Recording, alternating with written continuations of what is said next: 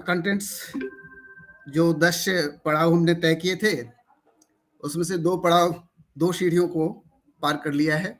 तीसरी सीढ़ी या तीसरी कड़ी के रूप में सेंटर्स फॉर आर्ट, कला स्थल, इस पर आते हैं। हमने टेक्निक्स, माध्यम, मटेरियल्स, इन सब के बारे में जाना और अच्छा लगा कि आप सब लोग इंटरेक्शंस करते हैं, बाद में भी शेयर करते हैं। आज हम चर्चा करते हैं सेंटर्स फॉर आर्ट, कला के वह केंद्र या कलाकार के लिए तो तीर्थ स्थल ही है। कला के कोई भी केंद्र हो, किसी स्तर का हो, छोटा बड़ा, रिमोट या बड़े शहर का, मेट्रोपॉलिटन का हो या राजधानी के हो या छोटे किसी सुदूर जंगल में, पहाड़ी में छिपा हुआ वो सेंटर हो, वो हमारे लिए तीर्थ स्थल जैसा ही होता है, कला के लिए, कलाकारों के लिए।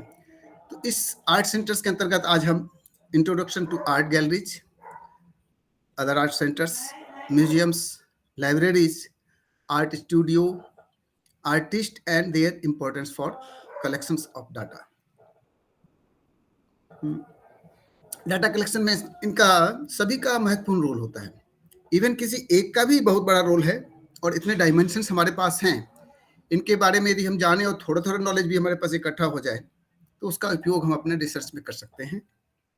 रिसर्च के काम को आसान बनाने के लिए रिसर्च के शीर्षक को चयन करने में औचित्यपूर्ण तरीके से हम इसको ले सकते हैं कि क्या टॉपिक लें, कैसे काम करें, उसको जस्टिफाइड कर सकते हैं। कला स्थल, प्लेसेस फॉर आर्ट, इसके अंतर्गत क्या आर्ट टेम्पल्स हैं, mandapas, school, exhibition spots, galleries. Caves यदि कहते हैं तो उस जमाने का 5 और 7 स्टार होटल्स मनुष्य के लिए वही था, सब कुछ उसी में था। एक गुफा में ही सारा उनका दिनचर्या गुजर जाता था और उसी में कलाकृतियों का सृजन भी होता था, जो आज हमें एक एग्जाम्पल के रूप में और उनकी यादें, उनके बारे में बताता है। आर्ट टेम्पल्स, बाद में टेम्पल्स डेवलप हुए, कई टेम्पल्स को मंडप भी कहते हैं। स्कूल्स डेवलप हुए।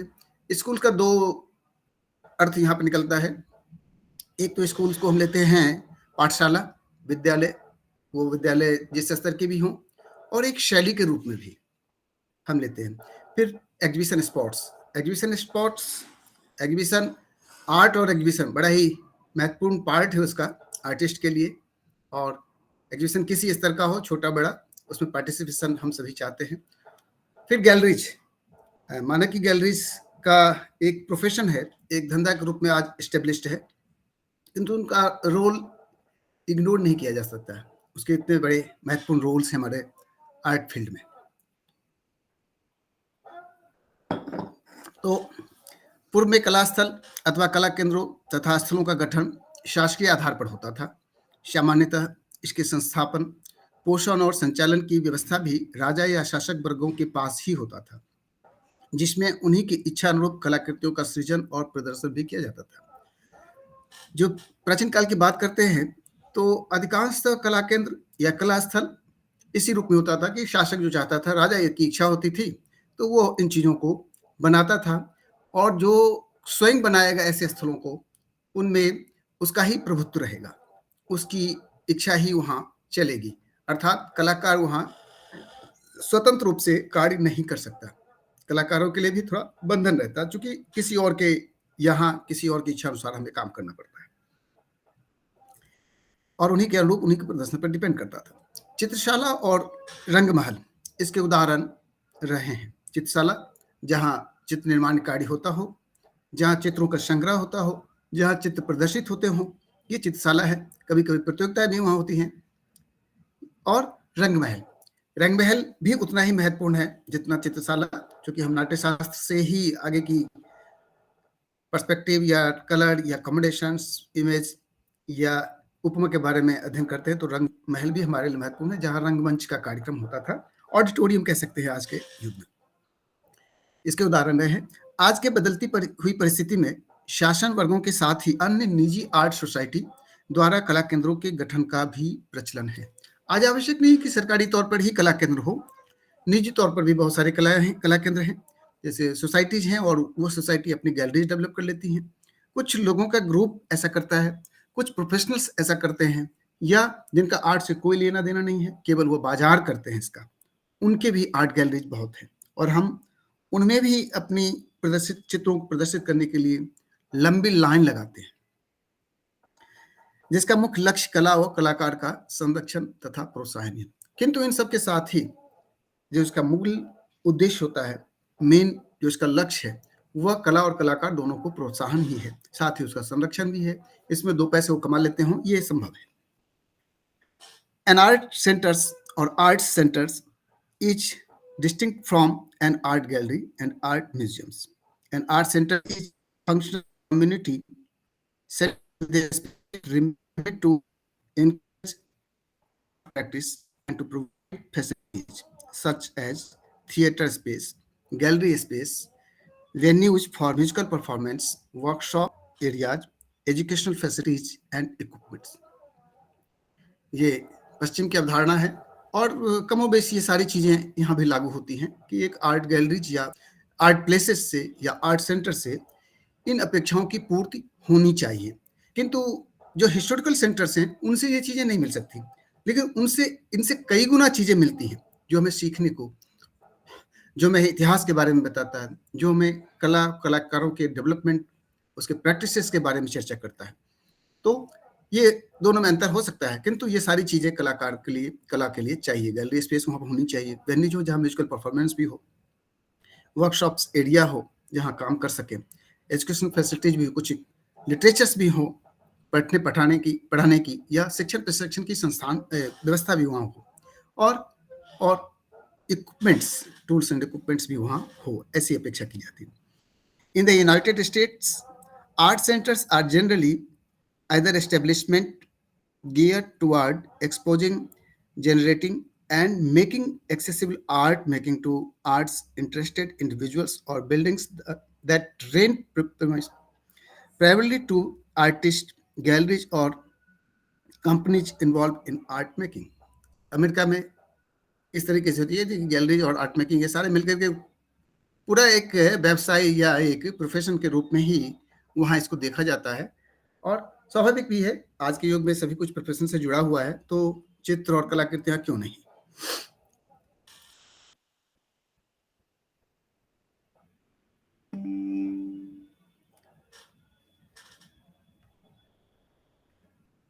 आज भारत ही नहीं, दुनिया के सभी देशों में कला केंद्रों तथा स्थलों को देखा जा सकता है। भारत में अनेक ऐतिहासिक कला स्थल सर्वत्र फैले हुए हैं, जिनमें कुछ कला स्थल धार्मिक कार्यों, सांस्कृतिक संरक्षण, संग्रह के लिए तो कुछ अनायास भी विकसित हुए प्रतीत होते हैं। इसके साथ ही सुनियोजित तरीके से विकसित देश भर के अनेक कला केंद्र व स्थल आज कला व कलाकार के प्रति समर्पित हैं। इनमें से कुछ प्रमुख को निम्न श्रेणियों में प्रस्तुत किया जा सकता है, जिनके बारे में जानना शोध कार्य के लिए आवश्यक है। इस रूप से देखते हैं पूरे भारतवर्ष में, आप देखिए पूर्व से लेकर पश्चिम तक, दक्षिण, उत्तर से लेकर दक्षिण तक, तो यत्र तत्र सर्वत्र कितने कला केंद्र, कला स्थल विकसित हुए, डेवलप हुए, और आज भी स्थापित है। चाहे वो नीचे जो हमने वर्णन कर रहे हैं आगे चलकर, इन सभी में किसी भी पक्ष का हो, प्रागैतिहासिक काल के हों, प्राचीन काल के या आधुनिक युग के हों, ऐसे बहुत सारे कला मंडप हैं, और कलाकारों को कम से कम इन कला मंडपों पर जाना चाहिए, जहां तक संभव हो सके उसको देखना चाहिए। और आपके थियोरेटिकल जानकारी के लिए तो है, किंतु प्रैक्टिकल या हूबहू देखना एक अलग ही उसका अनुभूति होती है, उसके बारे में अलग ही जानकारी मिलती है, जो हम उसको देखते हैं, प्रत्यक्ष अवलोकन करते हैं। तो प्रागैतिहासिक कला स्थल, places for pre historic art, ऐसे स्थल जो प्रागैतिहासिक काल में थे, अर्थात इतिहास लेखन से पूर्व पाषाणकालीन गुफाओं में जो थे, उनके बारे में हम देखते हैं। फिर उसके बाद एक दूसरी श्रेणी में आते हैं प्राचीन कला स्थल, जिसमें हिस्टोरिकल आर्ट प्लेसेस, जब हिस्ट्री डेवलप होने लगी थी उस समय कला केंद्रों के रूप में बहुत सारे स्थल डेवलप हुए, बहुत सारे गुफाएं दूसरे रूप में परिवर्तित हो गई, प्रचार प्रसार हुआ और लोगों का आकर्षण बढ़ा। फिर मध्यकालीन कला स्थल, मेडिवल आर्ट प्लेसेस, जो हमारे मध्यकालीन इतिहास है उसमें जो कला स्थल बने, डेवलप हुए, वो थोड़ा सा मानव जब विकसित हो रहा है, हो चुका है, उस समय की चीजें हैं, उनके कला के स्वरूप अलग हैं। फिर आधुनिक कला स्थल जो मॉडर्न आर्ट प्लेसेस के रूप में डेवलप है और आज स्टेब्लिश कर रही हैं बहुत सारे जगहों पे, बड़े चाहे मेट्रोपॉलिटन सिटीज़ में और प्रायः सभी प्रदेशों के राजधानी में आप ऐसे संस्थान, ऐसे स्थान, ऐसे स्थल और क्षेत्र को, प्लेसेस को देख सकते हैं। इन सभी पर आगे के स्लाइड्स में एक संक्षिप्त अवलोकन हम लेके आए हैं आपके लिए। शोधार्थियों के लिए ये नए मार्ग खोलने में सक्षम और सहायक हो सकेंगे। इसके अतिरिक्त स्थानीय स्तर की कला स्थल व केंद्र भी समाज में कला के प्रति अभिरुचि पैदा करने में महत्वपूर्ण भूमिका का निर्वहन करते हैं। ऐसा नहीं कि जो स्थान या जो क्षेत्र या जो कला मंडप, केव्स एस्टेब्लिश्ड हैं, वही महत्वपूर्ण रोल भूमिका अदा करते हैं आर्ट और आर्टिस्ट के डेवलपमेंट के लिए, बल्कि जो छोटा सा कोई कोचिंग सेंटर आपके पड़ोस में, मोहल्ले में चल रहा है ना आर्ट का, वो भी महत्वपूर्ण रोल अदा करता है बच्चों को इस तरफ लाने में।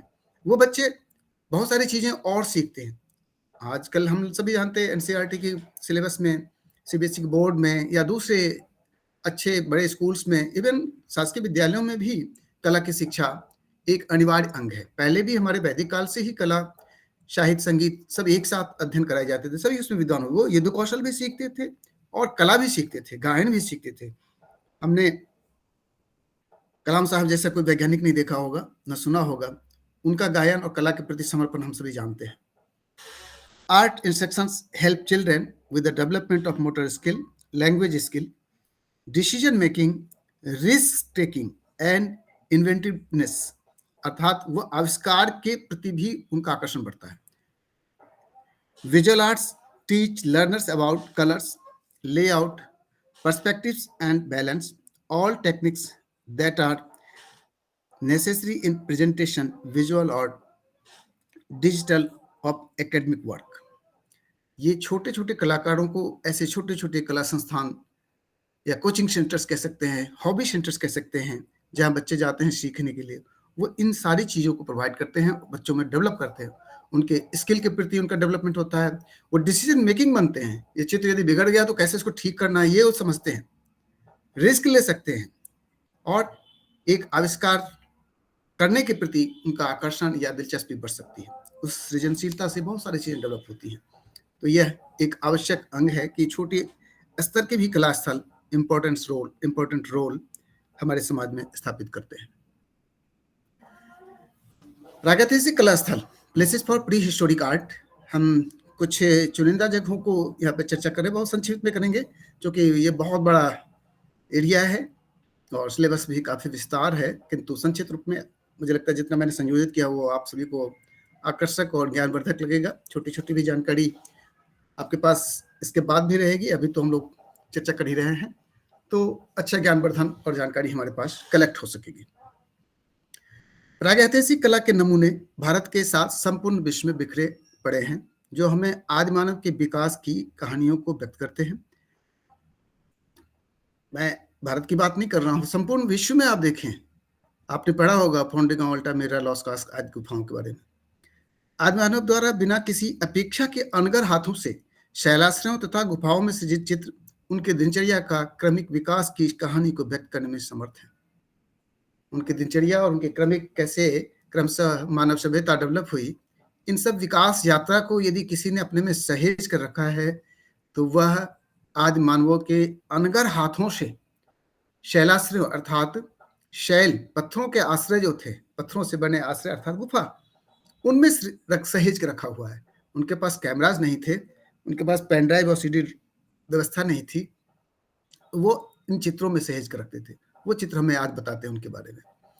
इनमें अल्टामिरा, ट्राइफेर्स, फोंडिगाम तथा लास्कास आदि विश्व के प्रागैतिहासिक कला स्थलों, गुफाओं के साथ ही भारतीय भूभाग में स्थित होशंगाबाद, भीमबेटका, मानिकपुर, चित्रकूट, मिर्जापुरा, सोनकारा आदि स्थल भी उल्लेखनीय है। ये एक मैं नमूने के तौर पे ही उल्लेख कर रहा हूँ, इसके अलावा भी बहुत सारे हैं।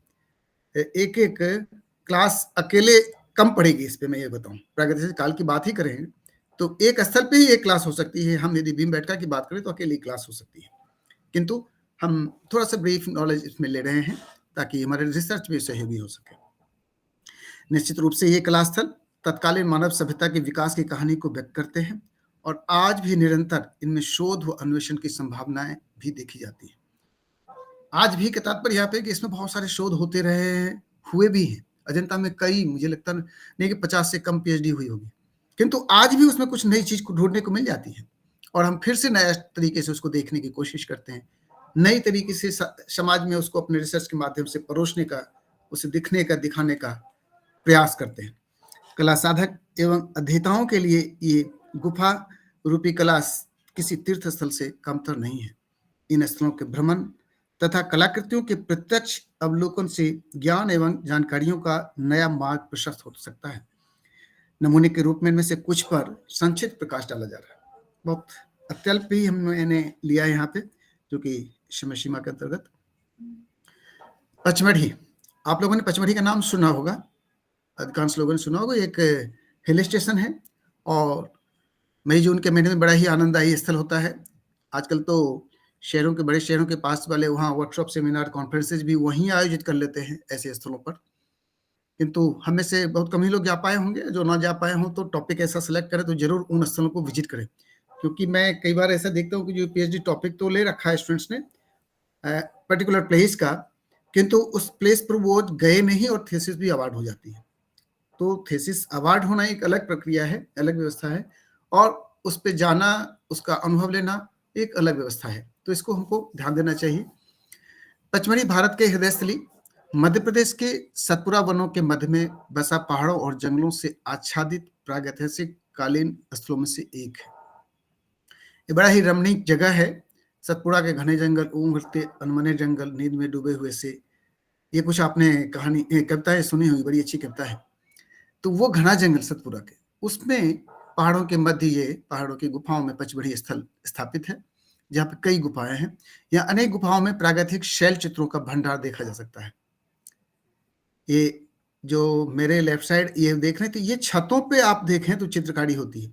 इसके फर्श पे तो संभव नहीं टिकना, लेकिन छतों की दीवार जो अंदर की तरफ है उस पे। और कभी आपका चित्रकूट कोई भी आए तो मैं यहाँ आसपास कई गुफाएं जो हम वहाँ यहाँ आपको दिखा सकते हैं, हम लोगों ने देखा हुआ उसका, बहुत सारी गुफाएं इधर भी फैली हुई है। इसके साथ ही यह स्थल शिव मंदिर तथा महाभारत कालीन पांडव गुफा के लिए भी प्रसिद्ध है। शिव मंदिर और महाभारत कालीन पांडव गुफा, अर्थात पांडवों ने इन गुफाओं में आश्रय लिया था, ऐसा माना जाता है। महाभारत काल, आप समझ सकते हैं कितनी प्राचीन यह कला तीर्थ स्थल है जिसकी हम आज चर्चा करते हैं। तो ये मैंने कुछ स्लाइड्स में इस बार नया डाला है चित्रों को, थोड़ा समय कम रहता है, नहीं कर पाता हूँ, लेकिन ये अच्छा लगेगा आप लोगों को। आज के स्लाइड्स चित्रों के संग थोड़ा अच्छा लगता है इंटरेक्शंस में। तो ये पचमढ़ी की थोड़ी सी ब्रीफ जानकारी में रखा, बहुत ज्यादा। भीमबेटका, यह मध्य प्रदेश प्रांत के ही रायसेन जिले स्थित एक पुरापाषाण कालीन आवासीय पुरास्थल है। यह आदि मानव द्वारा सृजित शैल चित्रों तथा शैलाश्रयों के लिए प्रसिद्ध है। इन चित्रों को पुरापाषाण काल में मध्य पाषाण काल के समय का माना जाता है। पुरापाषाण काल को हम पाषाणी काल को 3 कैटेगरी में बांटते हैं, उनमें से मध्य पाषाण काल के अंतर्गत इनको हम रखते हैं। इस गुफा में लगभग 243 शैलाश्रय हैं। आप समझ सकते हैं कितना बड़ा विशाल एरिया है। 243 शैलाश्रय, ये पत्थर के छोटे छोटे गुफाएं हैं, बड़ा सा एरिया है, लेकिन उससे छोटे छोटे शैलाश्रय हैं जहां मानव निवास करता था एक जमाने में। वास्तव में ये चित्र भारतीय उपमहाद्वीप में मानव जीवन के प्राचीनतम चिन्ह है। इसकी खोज का श्रेय विष्णु श्रीधर वाकनकर को जाता है। अभी ललित कला अकादमी ने पिछले साल ही वाकनकर जी के ऊपर बड़ा कार्यक्रम आयोजित किया था। वाकनकर इतिहासविद थे और कला के बड़े अच्छे पारखी और सृजक थे, तो उनका योगदान इसमें रहता। और ये बड़ी बात कही जाती है, भारतीय उपमहाद्वीप में प्राचीनतम चिन्ह, अर्थात इससे प्राचीन कोई चिन्ह नहीं है मानव का जो उपलब्ध हो, या इन चित्रों को कह सकते हैं सबसे प्राचीन, सर्वाधिक प्राचीन है। इनका श्रेय विष्णु वाकनकर। ये गुफाएं आप देख सकते हैं, इसमें ये गुफाएं देखिए इस पार से उस पार खुली हुई हैं, और ये दीवार है, ये ऊपर की छतेज है। इन छतों पे चित्रकारिता केवल लाइन ड्राइंग ही है, लेकिन ग्रुप्स में नाचते हुए, शिकार करते हुए, ये अलग अलग विषयों पर आप आधारित देख सकते हैं। ये देखिए गुफाएं रुग्ण है अवस्था में, किंतु ये हमारे लिए आर्टिस्टिक धरोहर हैं। इनको संरक्षण आज भी दिया जा रहा है और कई विश्व स्तर पर यूनेस्को द्वारा ये धरोहर भी घोषित किए जा चुके हैं। होशंगाबाद मध्य प्रदेश का एक और स्थल है, होशंगाबाद, जहाँ पे आदमगढ़ नामक शैलाश्रय है, गुफा है, एक आदमगढ़ जगह है। होशंगाबाद इटारसी के पास, इटारसी नाम सुना होगा आपने, उसके पास एक, उसका डिस्ट्रिक्ट बल्कि होशंगाबाद ही लगता है। और आदमगढ़ नामक गुफा में बहुत सारे शैल चित्र आज भी संग्रहित है। इसके ऊपर वाले ये चित्र देखिए, बहुत सारा छत जैसे आगे तक लटक रही, नीचे तो खुला हुआ है। तो कई बार क्या होता है कि उस जमाने में ये हो सकता है मवेशी चराने के लिए या संरक्षण के लिए मानव निवास करता हो, यहाँ पे शेल्टर्स बनाता हो, अस्थायी तौर पे रहता हो, किंतु उसी रहने के क्रम में बहुत सारे चित्र खेल खेल में रचे गए होंगे अपने मनोरंजन के लिए, ये भी माना जा सकता है। तो इस आदमगढ़ गुफा की खोज 1932 में मनोरंजन घोष ने प्रकाश में लाया था, जबकि 1933 में केपी जायसवाल ने ओडिशा के संबलपुर में गुफाओं में उकेरे गए अनेक चित्रों की खोज की थी। इसी काल के हैं लगभग वो भी। और चित्रकूट, उत्तर प्रदेश प्रांत में बांदा तथा चित्रकूट क्षेत्र के मानिकपुर इलाका, जिसके अंतर्गत सरैया गांव, सरहट गांव और इसी से लगा हुआ मध्य प्रदेश का क्षेत्र है। चित्रकूट दोनों पे है, यूपी और एमपी दोनों में ही है। इसमें मझगवां क्षेत्र है चित्रकूट का, जहां पर बहुत सारे सद्य गुफा आज भी आप देख सकते हैं, आसानी से अप्रोचेबल है। कोई दुर्गम रास्ता नहीं है, कोई दुर्गम जंगल नहीं है, भीड़ भाड़ एरिया नहीं है, जहां जाने में सहूलियत होती है। तो ये चित्रकूट भी एक बड़ा केंद्र स्थल है आर्टिस्टिक धरोहरों के रूप में। इवन पूरा बुंदेलखंड एरिया ही बड़ा विशाल प्रागैतिहासिक चित्रों के लिए है, कई केव्स हैं। और उसके बाद भी आप बुंदेलखंड को देखें तो काम कलाकृतियों के रूप में हमारे सामने आते हैं, कलास्थल के रूप में। तो इसका क्षेत्र चित्रकूट मझगवां का क्षेत्र कहलाता है, जो सतना डिस्ट्रिक्ट में लगता है मध्य प्रदेश के, और बाकी रेस्ट चित्रकूट। ये कुछ प्रागैतिहासिक थे। अब हम लेते हैं प्राचीन हिस्टोरिकल आर्ट प्लेसेस, जिसके अंतर्गत हमने अजंता, एलिफेंटा, एलोराज को रखा है। ये क्लासिफाइड करने के लिए थोड़ा सहूलियत हुआ हमें समझने में। अजंता से हम सभी अच्छी तरीके से वाकिफ हैं, ऐसा कोई भी कलाकार नहीं है जो अजंता को नहीं जानता हो, और नॉन आर्टिस्ट पर्सन्स भी इसको इजीली समझते हैं कि अजंता क्या है। अजंता गुफाएं महाराष्ट्र में औरंगाबाद के समीप स्थित तकरीबन 29 चट्टानों को काटकर बौद्ध स्मारक के रूप में निर्मित किया गया था, जो द्वितीय शताब्दी ईस्वी पूर्व के हैं और आगे तक भी बनते रहे। ऐसा नहीं कह सकते कि वहीं पे इसका निर्माण काल खत्म होता है, वो लगभग आगे 1000 वर्षों तक काम इसमें होता रहा है। कुछ गुफाएं बाद की बनी हुई हैं। यहाँ बौद्ध धर्म से संबंधित चित्रण एवं शिल्पकारी के उत्कृष्ट नमूने मिलते हैं। साथ ही यहाँ की सजीव चित्रों में तत्कालीन लोक तात्विक परंपराओं को भी देखा जा सकता है।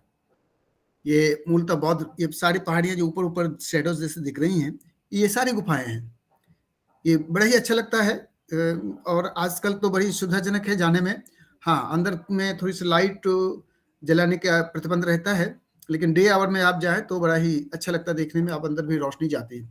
कुछ गुफाएं गहरी हैं, गहरी इन द सेंस की डेप्थ नीचे की तरफ नहीं जाती हैं, पैरेलल अंदर की तरफ जाती हैं, जिसमें एक भगवान बुद्ध लेटे हुए हैं, तो बड़ी प्रतिमा है, वो बड़ा विशाल है, और कुछ चित्र भी हैं। तो यहाँ पे आप देखें तो दोनों ही, इवन तीनों देखें, कुछ कुछ वास्तुकला के उदाहरण मिलते हैं। गुफाओं के बाहर के गेट पर, द्वार पे ऐसे वास्तु जैसे भी कटिंग्स उसमें मिल जाते हैं। यद्यपि आज तो लकड़ी के फ्रेम्स लगा के उसमें दरवाजे लगाए गए हैं जाली, अंदर ना जा सके, दूसरे जानवर भी वहां रह सकते हैं, होते हैं, तो वो ना जा सके, प्रतिबंधित रहता है। किंतु आप उसको देख सकते हैं, बड़ा ही मनोरम और ज्ञानवर्धक विषयों को हम वहां देख सकते हैं। बौद्धकालीन गुफा है, निश्चित रूप से एक बड़ा स्थल है बौद्ध धर्मावलंबियों के लिए या उसमें विश्वास रखने वालों के लिए। यहाँ अनेक चित्र उसी समय के बने जिसको आप देख सकते हैं। ये पूरा गुफा का है, और ये हम सभी जानते हैं ऐसे बहुत सारे चित्रों को। एलोरा, एलोरा आप यदि जाते हैं तो देखिए, बड़ा ही अद्भुत है। वहां का एक वातावरण ही पूरा कलामय है, परिवेश ही ऐसा सुंदर सुखद अनुभूत होती है। कुछ आध्यात्मिक चेतना आपको वहां पर महसूस होगी। और पूरा इसका आप ये देखिए, हाथी के आसपास, इस स्तूप स्तंभ के आसपास आप घूमिए आराम से, अच्छा लगता है। ये कई मंजिल बनी हुई है, 5 मंजिल लगभग बनी है, तो इसमें हर मंजिल पे आप जा सकते हैं, और ऐसा प्रतीत होता है कि संपूर्ण चट्टान को काटकर अकेली मंदिर बनाई गई, एक बड़ा विशाल चट्टान। यह पुरातत्विक स्थल है जो महाराष्ट्र के औरंगाबाद शहर से दूर 30 किलोमीटर की दूरी पर चमदरी पहाड़ में स्थित है। यहाँ के 5 गुफाओं में शिलाओं पर प्राकृतिक चित्र उत्कीर्णित किए गए हैं, प्रागैतिहासिक चित्र। इन्हें राष्ट्रकूट वंश के शासकों द्वारा बनवाया गया था। यह स्मारक वास्तुशिल्प युक्त पहचान के लिए यूनेस्को द्वारा घोषित एक विश्व धरोहर है। आप समझ सकते हैं इसका कितना इम्पोर्टेंस है। एक ये इधर देखें तो एक गैलरी जैसी जो दरबार लगा हुआ है, और दरबारी में साइड में दोनों तरफ बैठे हुए हैं, ये महल का स्वरूप हो रहा है, दिख रहा है, ऐसे बहुत अद्भुत लगता है। और यहाँ जाते समय आप एक शिवलिंग, द्वादश ज्योतिर्लिंग में आते हैं कृष्णेश्वर, उनका भी दर्शन कर सकते हैं। ये भी एक अच्छा अवसर मिलता है इस यात्रा में। तो ये एलोरा की कथा है। एलिफेंटा, एलिफेंटा का भी नाम हमने सुना होगा। ये बड़ा विशाल गुफा है, और ये आप देखें तो समुद्र के किनारे बसा हुआ है, जबकि अजंता और एलोरा समुद्र से दूर है। और अजंता तो पूर्ण रूप से बौद्ध पर ही केंद्रित है, एक दो छोटे छोटे विष्णु के कुछ मूर्तियां चित्र मिल जाते हैं, लेकिन एलोरा मूल रूप से शिव को ही समर्पित है। ऐसे ही एलिफेंटा में भी है। ये भी तत्कालीन ब्राह्मण धर्म से संदर्भित, या आज के समय में हम हिंदू रिलीजियस से कह सकते हैं, उस पर डिपेंड करता है। उसकी आकृतियां, इसमें विशाल आकृतियां, कई आकृतियां रिलीफ में बनी है, वो भी हाई रिलीफ है, दीवार की तरफ टिकी हुई, और उसी पत्थर से कटी हुई है जिस पत्थर से बिल्डिंग बनी हुई है। यह अर्थात गुफा और मूर्ति एक ही स्टोन के अंतर्गत कटे हुए हैं। यह गुफा मुंबई के घारापुरी में स्थित है, जो गेटवे ऑफ इंडिया से समुद्र मार्ग से 12 किलोमीटर की दूरी पर स्थित है। यह स्थल कलात्मक गुफाओं के लिए प्रसिद्ध है। यहाँ कुल 7 गुफाएं हैं। मुख्य गुफा में 26 स्तंभ हैं, जिनमें शिव के कई रूपों को उकेरा गया है। पहाड़ियों के एकल चट्टानों को काटकर बनाए गए मूर्तियों में दक्षिण भारतीय मूर्ति शिल्प का प्रभाव दिखता है। अब इसमें देखिए दक्षिण भारत का थोड़ा प्रभाव इसमें दिखता है, और शिव की ही प्रतिमाएं यहाँ पे हैं। आप गेटवे ऑफ इंडिया से स्टीमर से इसमें जा सकते हैं। हो सकता है हमें से कुछ लोग इनकी यात्रा किए भी हों, अच्छा लगता है, और उस स्टीमर से जाना भी आनंददायक है, और वहाँ की गुफाओं को देखें, उसकी फोटोग्राफी कर सकते हैं। यहाँ एक तरीके से कोई रिस्ट्रिक्शन नहीं है इस गुफा में, जबकि अजंता में रिस्ट्रिक्शन है। एलोरा भी खुला हुआ है। एलोरा एक तरीके से कहें तो खंडहर जैसा हो गया है, ढह से गए हैं, बहुत सारे उसके भग्नावशेष ही बचे हैं, किंतु एक जो अनुभूति होती है वो बड़ा ही सुखद और वर्णनातीत होती है, जिसका वर्णन नहीं किया जा सकता। इसके बाद हम सारनाथ की बात कर लेते हैं। और सारनाथ, जो कि बनारस के आसपास के कुछ लोग हम में से हैं, तो उन्होंने देखा होगा, कई बार इन स्थलों को देखा होगा। यहाँ भी एक आध्यात्मिक चेतना का वास दिखता है, और हम सब चीज जानते हैं, भगवान बुद्ध ने अपना प्रथम उपदेश यहीं पे दिया था। और यह कला स्थल वाराणसी मुख्यालय से 10 किलोमीटर पूर्वोत्तर में स्थित प्रमुख बौद्ध एवं हिंदू तीर्थ स्थल है। यहाँ पे बौद्ध धर्म स्थल में ऐसा नहीं कि हम लोग नहीं जाते हैं, हिंदू लोग भी जाते हैं, और उसी श्रद्धा से जाते हैं, क्योंकि 10 अवतार की बात जब करते हैं तो हम भगवान बुद्ध को उस अवतार के श्रेणी में मानते हैं। बौद्ध भले ही ना मानते हो, हम मानते हैं, और हम उसी श्रद्धा से उन्हें भी पूजते हैं। हमारी तो परंपरा ही रही है कि हम सभी धर्म के लोगों को, विद्वानों को, उनके मठाधीशों को, या जिनको उनको पूजते हैं। ज्ञान प्राप्ति के पश्चात भगवान बुद्ध ने अपना प्रथम उपदेश यही दिया था, जिससे धर्म चक्र प्रवर्तन नाम दिया जाता है, और जो बौद्ध धर्म के प्रचार प्रसार का आरंभ था।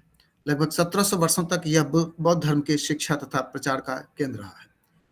काफी प्राचीन काल से यह स्थान कला के दृष्टि से, वास्तुकला की दृष्टि से और मूर्तिकला की दृष्टि से, तीनों ही श्रेणी में ये एक महत्वपूर्ण स्थान रखता है। आप ये देखते हैं, ये स्तूप जैसा बना हुआ है दोनों, और ये ध्यान कक्ष, साधना कक्ष, या ऐसे और उपयोगों के लिए, इवन प्रवचन के लिए भी कह सकते हैं, इसका उपयोग होता था उस जमाने में। फिर थोड़ा और आगे हम बढ़ते हैं, मध्यकालीन कला स्थल की बात करते हैं, मेडिवल आर्ट प्लेसेस। ये इसके मुख्य कला स्थलों में सांची, भरहुत, कोणार्क, खजुराहो, सारनाथ, ओरछा, राजपुताना प्लेसेस, कालिंजर, ये सारे इसी की श्रेणी के अंतर्गत आते हैं। इनमें से कुछ पे ही प्रकाश डाल पाएंगे हम लोग। कोणार्क, 13वीं शताब्दी में निर्मित कोणार्क सूर्य मंदिर उड़ीसा के पुरी जिले में समुद्र तट पर लगभग 35 किलोमीटर दूर उत्तर पूर्व में स्थित है। कोणार्क जगह का नाम है, और कोणार्क में वह स्थित है, इसलिए कोणार्क मंदिर या सूर्य मंदिर भी उसे हम कहते हैं। भगवान सूर्य को समर्पित यह मंदिर है, इसलिए सूर्य मंदिर कहते हैं, सन टेम्पल। इस मंदिर के निर्माण का श्रेय पूर्वी गंगवंश के राजा प्रथम नरसिंह देव को जाता है। 7 घोड़े रथ खींचते हुए बनाए गए हैं, और वह ऐसा लगता है जैसे रथ की सवारी करने के लिए भगवान सूर्य स्वयं अंतरिक्ष में निकल पड़े हैं। आप देख सकते हैं, ये एक व्यू है, और ये रथ के पहिए देखिए विशाल। इन रथ के पहियों का हम इस्तेमाल करते हैं बहुतों जगह। और आप देखें इसके हमारे एक प्रतीक के रूप में है, एक धरोहर के रूप में है। धर्म चक्र की बात करें तो हम इनका इस्तेमाल करते हैं, और कई स्थलों पर इसका निर्माण दूसरे दूसरे रूपों में भी इसका प्रयोग होता रहता है। ये प्रगति और गति का द्योतक है, इसलिए इसका प्रयोग इस तरीके से करते हैं। भगवान सूर्य प्रश्न। नेक्स्ट, खजुराहो। खजुराहो तीर्थ स्थल विश्व को आकर्षित करता है। हम सभी जानते हैं कि विश्व के सैलानी यहाँ आना पसंद करते हैं, और सुविधाएं थोड़ी कम थी, अब तो वहाँ भी हवाई अड्डा हो चुका है, फ्लाइट हो चुकी है। ट्रेन्स भी, रेलवे स्टेशन एक जमाने में नहीं हुआ करता, एक जमाने क्यों, मुझे लगता है 5-6 साल पहले तक ट्रेन्स की वहाँ कोई व्यवस्था नहीं थी। वो सारी व्यवस्थाएं वहाँ पे हैं, और आप दिल्ली से डायरेक्ट वहाँ बाई ट्रेन जा सकते हैं, और सड़क मार्ग से तो पहले से ही रही है व्यवस्था। हिंदू व जैन धर्म से खजुराहो मंदिर का समूह मध्य प्रदेश के छतरपुर जिला में शहर से लगभग 35 किलोमीटर दूर स्थित है। पास में छतरपुर जिला है, शहर है, उससे लगभग ये 35 मिनट दूरी पर स्थित है। और ये बड़ा विशाल प्रांगण है। यहाँ आप एक दिन में थक जाएंगे देखते देखते। कई मंदिर बने हैं, मंदिरों के समूह है। ये जैन धर्म का भी है, और एक दो जगह पे बौद्ध का भी प्रभाव दिखता है, लेकिन मूल रूप से जैन और हिंदू धर्म को समर्पित ये है। विश्व धरोहर के रूप में यूनेस्को द्वारा संरक्षित यह कला मंडप मूर्तिकला तथा वास्तुकला का अद्भुत नमूना प्रस्तुत करता है। यूनेस्को द्वारा यह भी संरक्षित है, और यहाँ वास्तुकला के स्वरूप को भी देख सकते हैं, और मूर्तिकला तो है ही।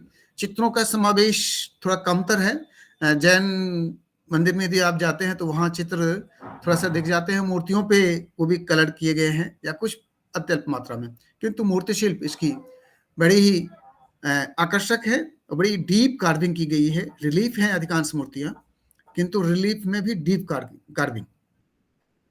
ये प्रतीकात्मक भावों को समेटे इस मंदिर में तांत्रिक तथा काम भावना को प्रस्तुत करती ये कलाकृतियां विश्व में अकेली हैं। अर्थात ये कुछ प्रतीक भावों को समेटे हुए, तथा ऐसा भी माना जाता है कि तांत्रिक उपासना के लिए मंदिर बनाया गया हो। और कभी कभी कुछ विद्वान इसे सनकी राजा या सम्राट का भी योगदान मानते हैं कि उन्होंने पागलपन में इन मंदिरों का निर्माण कराया था। लेकिन यदि आप देखें इसको, तो इससे संदर्भित आकृतियां या उसकी चर्चा बादशाह ने बहुत पहले अपने ग्रंथ में कर रखा है, और ये तो आकृतियां बहुत बाद में बनी है। तो शायद इस तरीके की शिक्षा की आवश्यकता जिसकी आज हम चर्चा करते रहते हैं, वह उस समय देने की व्यवस्था हो सकती रही होगी। अर्थात ये कलाकृतियां कला के पक्ष से बड़े ही आकर्षक हैं, बड़े ही उत्कट हैं, जिसकी तुलना कहीं और नहीं की जा सकती।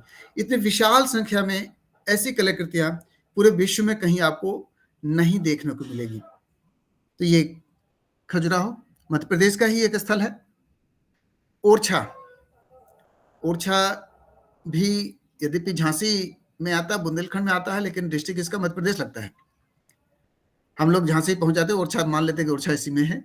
उत्तर प्रदेश के झांसी शहर के पास मध्य प्रदेश के निवाड़ी जनपद में अवस्थित यह मंदिरों का समूह है, जो महलों में बने प्रतीत होते हैं। भगवान राम को समर्पित इन मंदिरों को बुंदेलखंड के राजपूत शासक रुद्र प्रताप सिंह द्वारा 1501 ईस्वी में बनवाया गया था। अर्थात ओरछा चित्र भी हैं और मूर्ति भी। मूर्ति कम है, चित्र बहुत ज्यादा यहाँ पे है। ओरछा बुंदेलखंड की कला की बात हम करते हैं, बुंदेलखंड में की कला शैली की बात यदि करें तो ओरछा का नाम हम लेते हैं। शब्द बुंदेलखंड यूपी या एमपी का नहीं है, बल्कि दोनों का है। इसलिए उस समय तत्कालीन झांसी राजधानी हुआ करती थी, बाद में महोबा भी राजधानी हुई है, और फिर ओरछा में ये सारे डेवलप हुए। ओरछा महलों में ज्यादातर मूर्तियां रखी गई, राजा के रूप में ही भगवान राम यहाँ विराजमान है, और उनकी पूजा है। कुछ बल्कि एक आध गर्भगृह में आज भी मूर्तियां नहीं है, तो बन के अधूरी सी रह गई, कोई रखने की स्थिति नहीं बन पाई होगी, क्योंकि या युद्ध का समय उस समय रहता था, उसमें उलझ गए होंगे महाराज शासक वगैरह, तो नहीं रख पाए होंगे।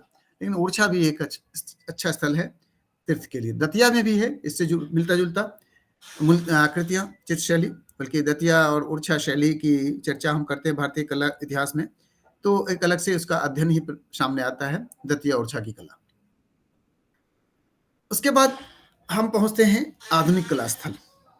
आधुनिक अर्थात वर्तमान की बात करें, मॉडर्न आर्ट प्लेसेस की बात करते हैं। इसके अंतर्गत आपने देखा है भारत भवन भोपाल, भारत कला भवन वाराणसी, मानव संग्रहालय, कालिदास एकेडमी, आदिवासी एवं जनजातीय कला परिषद Bhopal, Jawahar Kala Bhavan, Ravindralaya, rock garden Chandigarh, Phadke studio Dhar, ये तो एक लिमिटेड है। इसके अलावा भी बहुत सारे संस्थान हैं, सरकारी और गैर सरकारी बहुत सारे संस्थान हैं जिस पे हम कला की चर्चा करते हैं, जहाँ कला का प्रोत्साहन मिलता है, उसके संरक्षण संवर्धन की बात की जाती है, उनके लिए योजनाएं चलाई जाती हैं और हम सभी उसका लाभ उठाते हैं, उसमें प्रयास करते हैं। राष्ट्रीय आधुनिक कला संग्रहालय, कला को समर्पित इस संग्रहालय की स्थापना 29 मार्च 1954 ईस्वी को संस्कृति विभाग भारत सरकार ने जयपुर हाउस दिल्ली में की थी। इसके बाद इनकी 2 शाखाएं मुंबई तथा बेंगलुरु में भी स्थापित हुई। आधुनिक कला संग्रह के रूप में यदि हम दिल्ली का राष्ट्रीय कला संग्रहालय को लें तो ये सबसे पहले आता है और एक बड़ा विशाल प्रांगण में यह संग्रहालय अवस्थित है। दिल्ली यात्रा के दौरान दिल्ली घूमने के क्रम में कलाकार और गैर कलाकार सभी लोग यहाँ जाना पसंद करते हैं। वहाँ विशाल कलाकृतियां, मूर्ति शिल्प, चित्र सभी संग्रहित हैं। तो यह एक बड़ा आकर्षण है हमारे कलाकारों के लिए। इसकी यात्रा करके आप इससे भी अपने शोध को एक नई दिशा दे सकते हैं। फिर भारत भवन की बात करते हैं। मध्य प्रदेश का शासन द्वारा भोपाल में यह विविध कलाओं के लिए सांस्कृतिक केंद्र तथा संग्रहालय के रूप में स्थापित है। भोपाल में मैं यदि कहूँ तो थोड़ा सा अतिशयोक्ति हो जाएगी कि मध्य प्रदेश कई क्षेत्रों में इन चीजों को ज्यादा संरक्षण देती है। यद्यपि उत्तर प्रदेश जैसे राज्य ललित कला अकादमी नहीं है, यहाँ काम करती है मध्य प्रदेश में, किंतु कई प्रागैतिहासिक हो या लोक हो या ऐसे मॉडर्न आर्ट की बात करें तो इसका संरक्षण मध्य प्रदेश में भी अच्छा है। कला स्थल भी बहुत सारे हैं मध्य प्रदेश में, ऐसा नहीं कि यूपी में नहीं है, बहुत सारे उत्तर प्रदेश में है और ये 2 प्रांत बड़ा ही समृद्ध रहा है कला के क्षेत्र में। भारत भवन की बात करें तो यह बड़ा सा शहर में बसा हुआ एक आधुनिक आर्ट गैलरी के रूप में स्थापित है। साथ ही यह प्राचीन संस्कृतियों के संरक्षण के रूप में जो आदिवासी जनजातीय कला है उनका भी संरक्षण ये करती है। आधुनिक भवन यहाँ एक तरीके से केवल ललित कला की बात करें ऐसा नहीं है, फाइन आर्ट्स की नहीं, इवन म्यूजिक का भी है। काव्य की भी बात करें तो वहाँ पे आप प्रदर्शन देख सकते हैं, उसके आयोजन होते हैं वहाँ पे, उन कलाकारों को, उन कवियों को प्रोत्साहन मिलता है। रंगमंच के कलाकार हैं, संगीत, नाटक या ऐसे ही दूसरी चीजें, तो उनका भी यहाँ प्रदर्शन और पुरस्कार, सम्मान, प्रतियोगिता, ये सारी चीजें आयोजित होती रहती हैं। तो एक तरीके से समग्र कला केंद्र के रूप में भारत भवन भोपाल डेवलप है। आधुनिक भवन के रूप में निर्मित इस स्थल के वास्तुकार चार्ल्स कोरिया थे। इसमें कला दीर्घा, संग्रहालय, indoor outdoor auditorium, green room, rehearsal स्थल, कविता संग्रह एवं प्रस्तुति भवन, प्रशिक्षण स्थल आदि उपलब्ध है। इसमें समर कैंप लगता है। आप यदि सेरेमिक की ट्रेनिंग करना चाहते हैं तो यहाँ आप कांटेक्ट कर सकते हैं। आप ग्राफिक्स का ट्रेनिंग शॉर्ट टर्म करना चाहते हैं तो आप यहाँ कांटेक्ट कर सकते हैं। आप टेक्सटाइल का सीखना चाहते हैं कुछ काम तो आप इस संस्थान को कांटेक्ट कर सकते हैं। ये साल भर कुछ न कुछ गतिविधियां आयोजित करते रहते हैं जिसका कलाकारों को लाभ मिलता रहता है और वो आज के जमाने में स्किल डेवलपमेंट का काम ये निरंतर करते रहते हैं। जे अमितनाथन का इसके स्थापना में बड़ा योगदान रहा है। उनके द्वारा आदिवासियों के चित्र भी यहाँ संग्रहित किए गए हैं, बहुत सारे कलाकृतियां हैं। तो आप जब कभी भोपाल यात्रा करें तो इस स्थल की यात्रा भी कर सकते हैं, भारत भवन की। फिर भारत कला भवन वाराणसी से हम सभी सुपरिचित हैं। भारत भवन वाराणसी में यह काशी हिंदू विश्वविद्यालय का ही एक अंग है और मेरी भी इच्छा थी कि मैं इसमें नियुक्ति पा सकूं। एक बार मुझे अवसर मिला था यहाँ पे इंटरव्यू देने का और किसी कारण से वो NFS हो गया था, लेकिन अच्छी संस्थान है। मैं 1-2 सेमिनार्स में यहाँ जा चुका हूँ, अच्छा लगता है। एक कला में वातावरण बना है और इसकी स्थापना काशी विश्वविद्यालय के प्रांगण में ही है। अनूठे चित्रशाला तथा संग्रहालय के रूप में है। सन 1950 में बनारस हिंदू विश्वविद्यालय से संबद्ध संग्रहालय के रूप में यह एशिया का सबसे विशाल संग्रहालय है। विश्वविद्यालय में यदि कोई संग्रहालय है किसी भी विश्वविद्यालय में तो वह एशिया में सबसे बड़ा संग्रहालय है। संग्रहालय हो सकते हैं लेकिन विश्वविद्यालय के अपने संग्रहालय की बात करें तो एशिया में यह अकेला है। शैशवावस्था में यह दुर्लभ कलाकृतियों का संग्रह स्थल था। आज यहाँ भारतीय संस्कृति एवं कला इतिहास के शिक्षण प्रशिक्षण का कार्य संचालित होता है।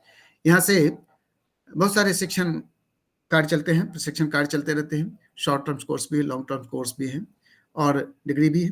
तो ये एक बड़ा संस्थान है। एकेडमिक परिप्रेक्ष्य में देखें तो बाकी तो कला जैसे भारत भवन उस टाइप का तो नहीं है, किंतु एकेडमिक गतिविधियां यहाँ निरंतर ही होती रहती हैं। तो एक अच्छी संस्थान है बीएचयू के पास। इसके आगे फिर मध्य प्रदेश में हम आ जाते हैं कालिदास एकेडमी। कालिदास एकेडमी के बारे में आप लोगों ने सुना होगा। महाकवि कालिदास को तो हम सभी जानते ही हैं। तो उन्हीं को समर्पित यह एकेडमी स्थापित है। साहित्य, रंगमंच, नाट्य, नृत्य या चित्र मूर्ति के लिए यह अनोखा स्थल है। मुझे लगता है कि भारतवर्ष में यह अकेली ऐसी संस्थान है जहां लोक कला और पारंपरिक कलाओं की प्रदर्शनी होती है कॉम्पिटिटिव रूप में। प्रतियोगितात्मक प्रदर्शनी यहाँ आयोजित की जाती है और साल में प्रतिवर्ष होती है। ये देवउत्थान एकादशी से आरंभ होती है। ये कार्यक्रम साल भर चलता है, लोग कोई भी इसमें पार्टिसिपेट कर सकते हैं। तो इनमें यदि आप लोक कला की संस्कृति की झांकी देखनी हो तो आप यहाँ की यात्रा कर सकते हैं। यहाँ मधुबनी कला शैली की बहुत विशाल संग्रह है। तो वहीं वर्ली के, बस्तर के मिल जाएंगे, गौरवा आदिवासी कला के, राजस्थानी, पहाड़ी और मुगल शैली की कृतियां भी यहाँ आपको दिख जाएंगी। यहाँ शैलीगत चित्रों का ही प्रदर्शन होता है, उसी को प्रश्रय मिलता है। आधुनिक कला का कोई यहाँ पे स्थान नहीं है। जिस तरह से कालिदास के ग्रंथ साहित्यिक है, सांस्कृतिक है, शास्त्रीय हैं, उसी आधार पर, उसी मानक के आधार पर यहाँ इन चित्रों की प्रदर्शनी होती थी। 3-4 प्रदर्शनी में मेरे भी चित्र यहाँ प्रदर्शित हो चुके हैं। यह अकादमी संस्कृति विभाग मध्य प्रदेश शासन के सहयोग से उज्जैन में सन 1978 ईस्वी में स्थापित हुई।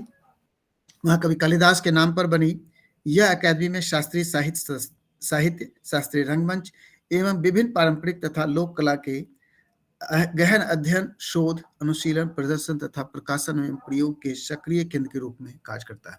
अर्थात यह अध्ययन का भी काम करता है, शोध का भी, और ये प्रकाशन करते, बड़े अच्छे कैटलॉग निकालते हैं। ये 1-2 कैटलॉग में मेरे आलेख भी हैं, तो आप लोगों को अवसर मिले तो इसको देख सकते हैं। बड़ा ही अच्छी है व्यवस्था यहाँ पे है और ओपन फॉर ऑल है। पुरस्कार भी अच्छे मिलते हैं। 5 पुरस्कार इसमें हैं, 4 पेंटिंग से, 1 मूर्तिकला से। तो ये इसमें आप ले सकते हैं। जैसे मूल रूप से इनमें जो प्रदर्शनी या चित्रों का आमंत्रित किया जाता है वो कालिदास के ग्रंथों पर ही आधारित होते हैं। तो कालिदास के विभिन्न ग्रंथों को प्रत्येक वर्ष अलग अलग ग्रंथ को की घोषणा हो जाती है कि इन पर चित्र आमंत्रित है विभिन्न पारंपरिक और लोक कला शैली में, और उसी पे इन पर सारा काम होता है। तो कला और कलाकार के लिए एक अच्छा विकसित हो चुका है।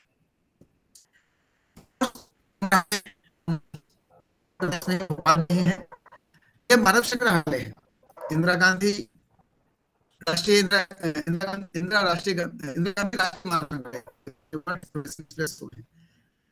तो यह संग्रहालय भी, यदि आप काफी लंबी यात्रा करनी पड़ती है, थकान भी हो जाता है, बैठने की व्यवस्था भी है, बैठ सकते हैं, चाय पानी भी कर सकते हैं सब।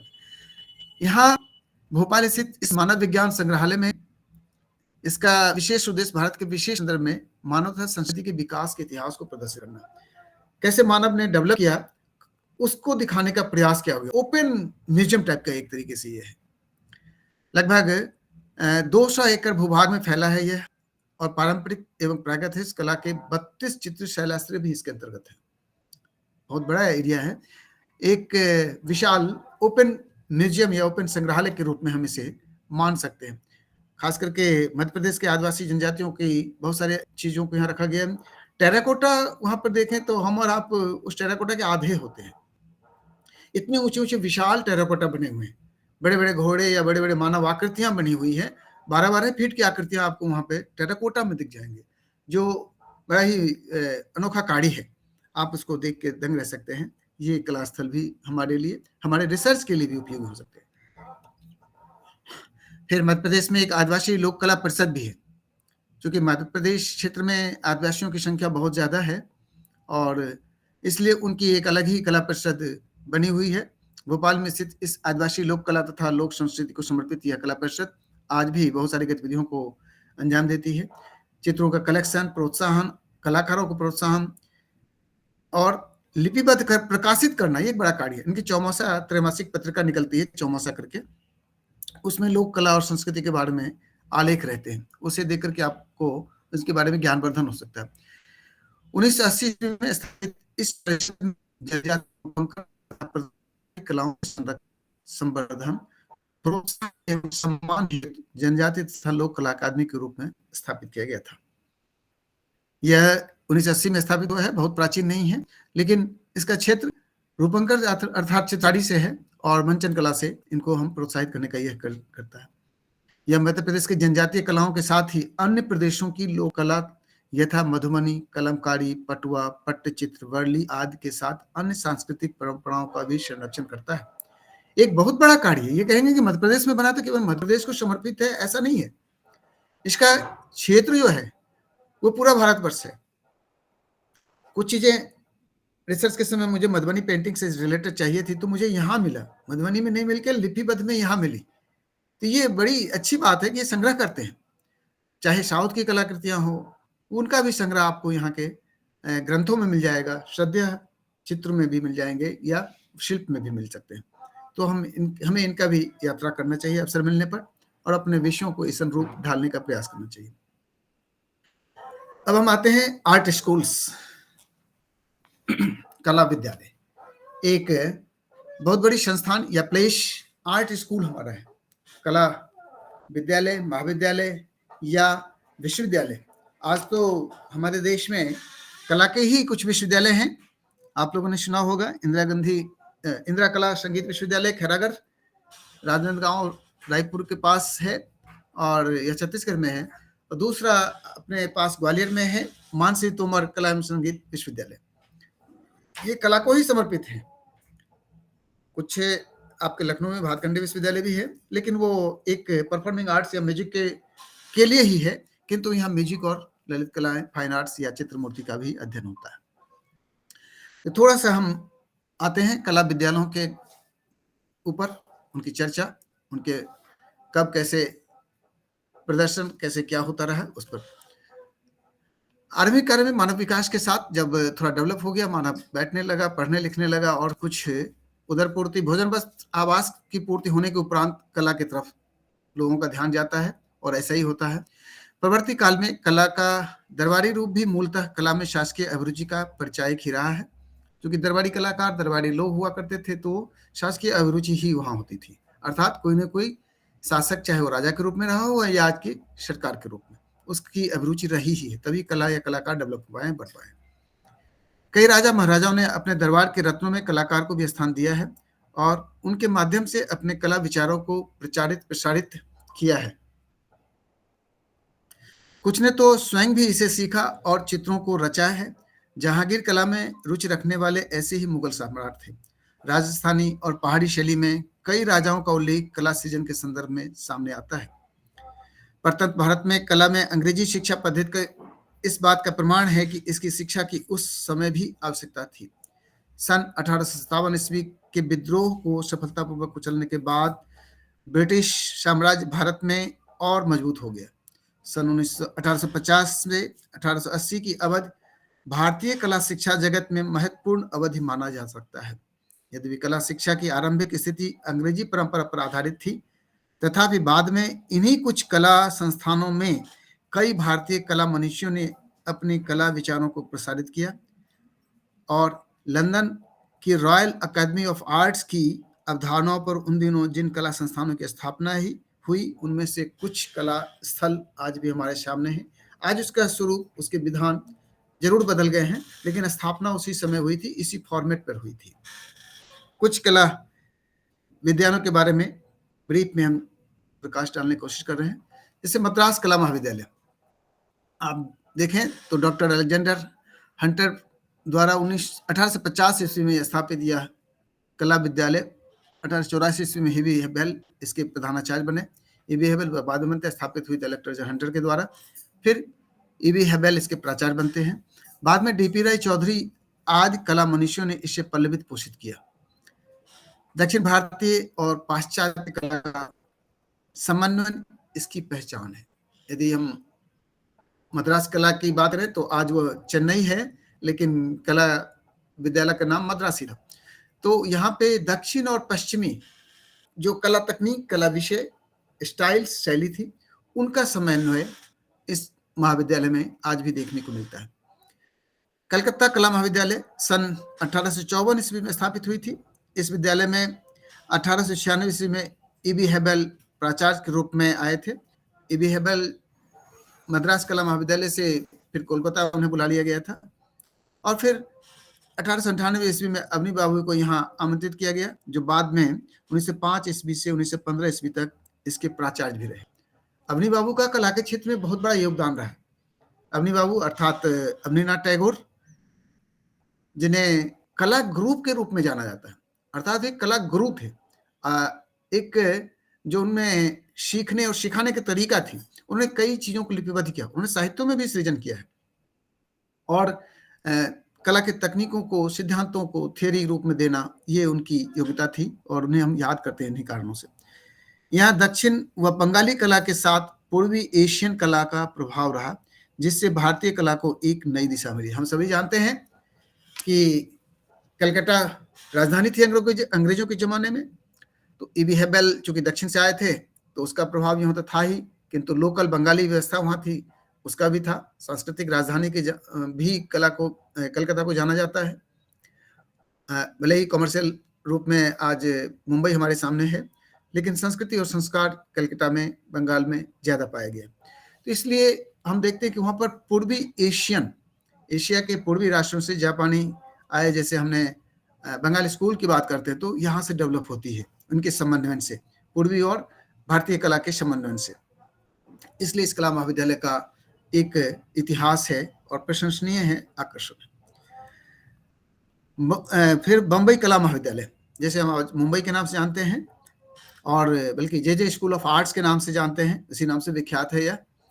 सन 1857 ईस्वी में प्रसिद्ध पारसी उद्योगपति जमशेदजी जीजी भाई टाटा ने इसकी आधारशिला रखी थी, अर्थात उनके अर्थदान से, उनके योगदान से यह इसकी स्थापना हुई थी। टाटा उस जमाने में भी समृद्ध थे। मुख्य रूप से यह पश्चिमी कला प्रशिक्षण का केंद्र बना रहा, जो आज के जे स्कूल ऑफ आर्ट्स के नाम से प्रसिद्ध है। पाश्चात्य कला अध्ययन के इस केंद्र में निरंतर ही अंग्रेजी प्राचार्य पदासीन रहे। भारत में आधुनिक कला के सूत्रपात में इसका योगदान अति महत्वपूर्ण रहा है। पश्चिम की कलाओं का यहाँ ज्यादा प्रभाव रहा और उन्हीं के शैली में चित्रकारिता या कलाकृतियों का सृजन होता रहा। आप यदि वहां जाए तो वहां देखेंगे अप्लाइड आर्ट का एक अलग ही कॉलेज ही है, उनकी अलग ही पूरी व्यवस्था है और वो इंजीनियरिंग जैसी वहाँ पढ़ाई होती है, इक्विपमेंट्स भी लेते हैं, वहाँ से मान्यता भी उनको लेनी पड़ती है। कई ऐसी चीजें वहाँ पे, चित्र और मूर्त कला के लिए एक अलग कॉलेज है, इसी का विंग, और अप्लाइड आर्ट जिसे कमर्शियल आर्ट भी कहते हैं, उसका एक अलग ही होंगे। इसके बड़ी अच्छी ख्यात रही है आधुनिक कला के योगदान में, खास करके हम इसको मानते हैं। फिर मेयो स्कूल ऑफ आर्ट्स, हम सभी जानते हैं कि यह आज हमारे यहाँ नहीं है, भारत में बंटवारे के बाद यह पाकिस्तान का हिस्सा है। लाहौर में स्थापित यह कला महाविद्यालय है। सन 1857 ईस्वी में अवनी बाबू के शिष्य समरेंद्रनाथ गुप्त यहाँ प्राचार्य बने, जहाँ पंजाबी और सिख कला के साथ बंगाली कला के भी अध्ययन होता था। अब आप समझ सकते हैं कि कहाँ पंजाब कहाँ बंगाल, लेकिन अवनी बाबू के शिष्य वहाँ समरेंद्रनाथ गुप्त आए थे, जिस कारण से पंजाबी कला तो था ही, साथ में बंगाली कला भी आई और दोनों का सम्मिलित रूप एक नया सृजन वहां डेवलप होता चला गया। आज कला का यह केंद्र भले ही पाकिस्तान में हो, किंतु भारतीय कला शिक्षा का यह महत्वपूर्ण केंद्र स्थल रहा है। लखनऊ कला महाविद्यालय, जो आपके बहुत पास है, करीब है, सन 1911 ईस्वी में स्थापित इस संस्थान के प्रथम प्रिंसिपल एक अंग्रेज श्री नेट हार्ट थे। बाद में अवनी बाबू के शिष्य असित कुमार हल्दर इसके प्राचार्य हुए और कालांतर में यह कला प्रशिक्षण का एक महत्वपूर्ण केंद्र बना। हम इस कॉलेज के बारे में अच्छी तरह से सभी जानते हैं कि इसका डेवलपमेंट कैसे हुआ। आज लखनऊ विश्वविद्यालय का हिस्सा है, किंतु उसके बावजूद कला महाविद्यालय अपना अस्तित्व बनाए रखे हुए है। यह भी नहीं कह सकते वो विश्वविद्यालय का हिस्सा नहीं है, केवल कॉलेज है, और नहीं ये कह सकते वो विश्वविद्यालय का हिस्सा कॉलेज नहीं है। तो दोनों व्यवस्था वहाँ समानांतर चल रही है और एक अच्छा उसका मैसेज रहा। चाहे पवार साहब वहाँ पर रहे हों, चाहे विश्व साहब रहे हों, योगी साहब, आर्या साहब, बहुत सारे विद्वान कलाकारों ने वहाँ लिया है, वहाँ पढ़ाया है और दूर दूर तक उसके शिष्य आज भी फैले हुए हैं। कला महाविद्यालय इंदौर सन 1927 ईस्वी में स्थापित इस विद्यालय के आरंभिक शिक्षक श्री दत्तात्रेय दामोदर देवलालीकर थे। बेंद्रे, कमल कृष्ण जोशी, हुसैन आदि ने यही शिक्षा ग्रहण की थी। आपको पता ही होगा, हुसैन साहब भी यहीं के प्रोडक्ट थे। मध्य भारत में यह एक महत्वपूर्ण कला स्थल शिक्षा जगत के रूप में उभरा, अर्थात एकेडमिक के लिए यह अच्छी संस्थान रही है कला महाविद्यालय इंदौर का। और आज यह कला महाविद्यालय मध्य प्रदेश के अन्य 3 कला महाविद्यालयों के साथ मान सिंह तोमर विश्वविद्यालय ग्वालियर से संबद्ध है।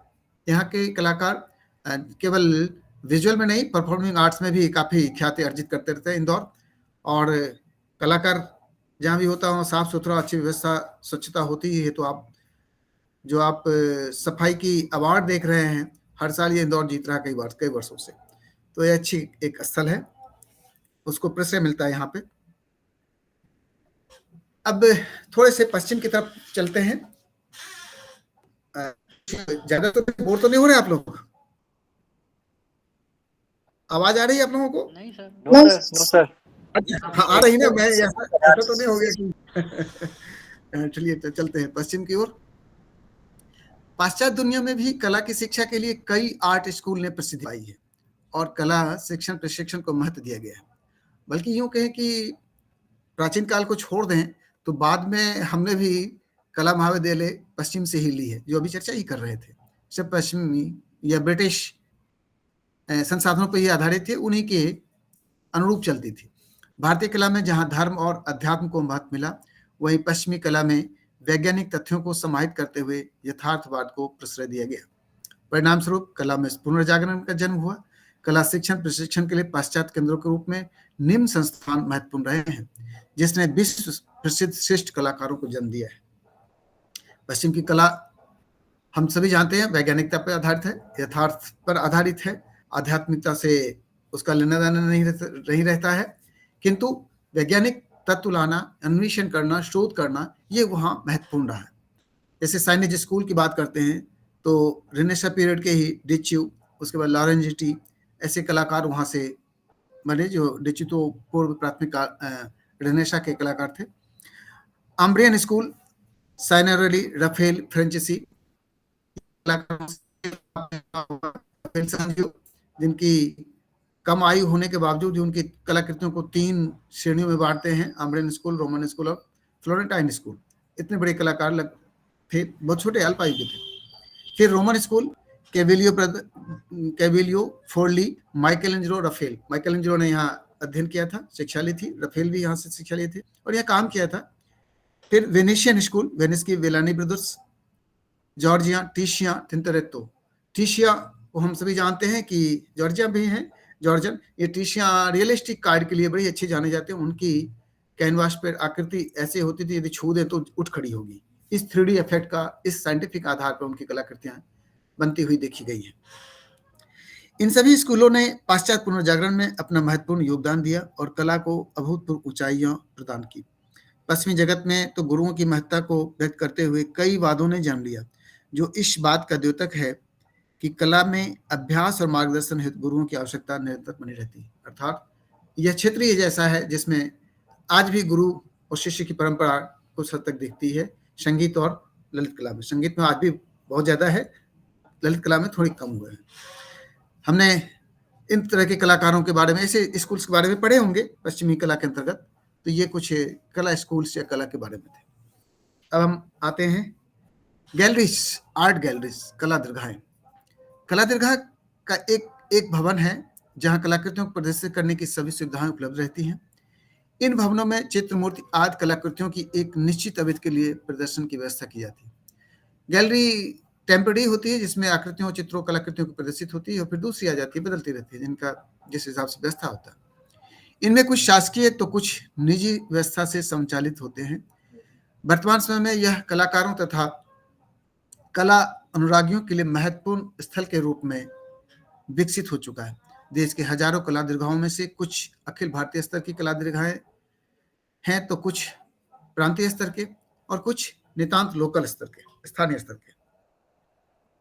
इस पर एक आलेख मेरा 2013 में प्रकाशित हुआ था एम्प्लॉयमेंट न्यूज, रोजगार समाचार में। काफी अच्छा और बड़ा न्यूज था। उस पर एक आर्टिकल छपी थी, उसके कवर पेज में आर्टिकल होती है, प्रकाशन विभाग भारत सरकार के द्वारा। तो आप सब कभी देख सकते हैं उसको भी, अच्छा उसमें मटेरियल्स मिलेंगे। राष्ट्रीय ललित कला अकेडमी, रविंद्र भवन, नई दिल्ली, हम सभी जानते हैं, रविंद्र भवन में राष्ट्रीय ललित कला अकादमी स्थापित है, जो प्रतिवर्ष राष्ट्रीय स्तर पर कलाकृतियों की प्रदर्शनी का आयोजन करती है, जिसमें पुरस्कारों का वितरण भी होता है, अन्य सम्मान और सुविधाएं भी मिलती हैं। कुछ इसके द्वारा स्कॉलरशिप या फेलोशिप भी संचालित होते रहते हैं। इसके बाद देखें तो सभी कला महाविद्यालयों व विश्वविद्यालयों के संकाय या डिपार्टमेंट्स, वहां भी कला दीर्घाएं होती हैं और वहां भी हम अपनी प्रदर्शनी चित्रों की लगा सकते हैं, कलाकृतियों की लगा सकते हैं। सभी राज्यों की ललित कलाएं, कुछ राज्य ही हैं जहां ललित कलाएं ढंग से काम करती, ललित कला अकेडमी, उसमें से हम सौभाग्यशाली हैं कि उत्तर प्रदेश में एक अच्छा अकेडमी है और बड़ी प्राचीन समृद्ध अकेडमी के रूप में काम करती है। कलाकारों के लिए कुछ न कुछ वहाँ गतिविधियां वर्ष भर चलती रहती हैं। इधर कुछ विगत कई वर्षों से तो बहुत ही गतिविधियां चल रही हैं, तो हमें सजग होकर उसका भी लाभ उठाना चाहिए।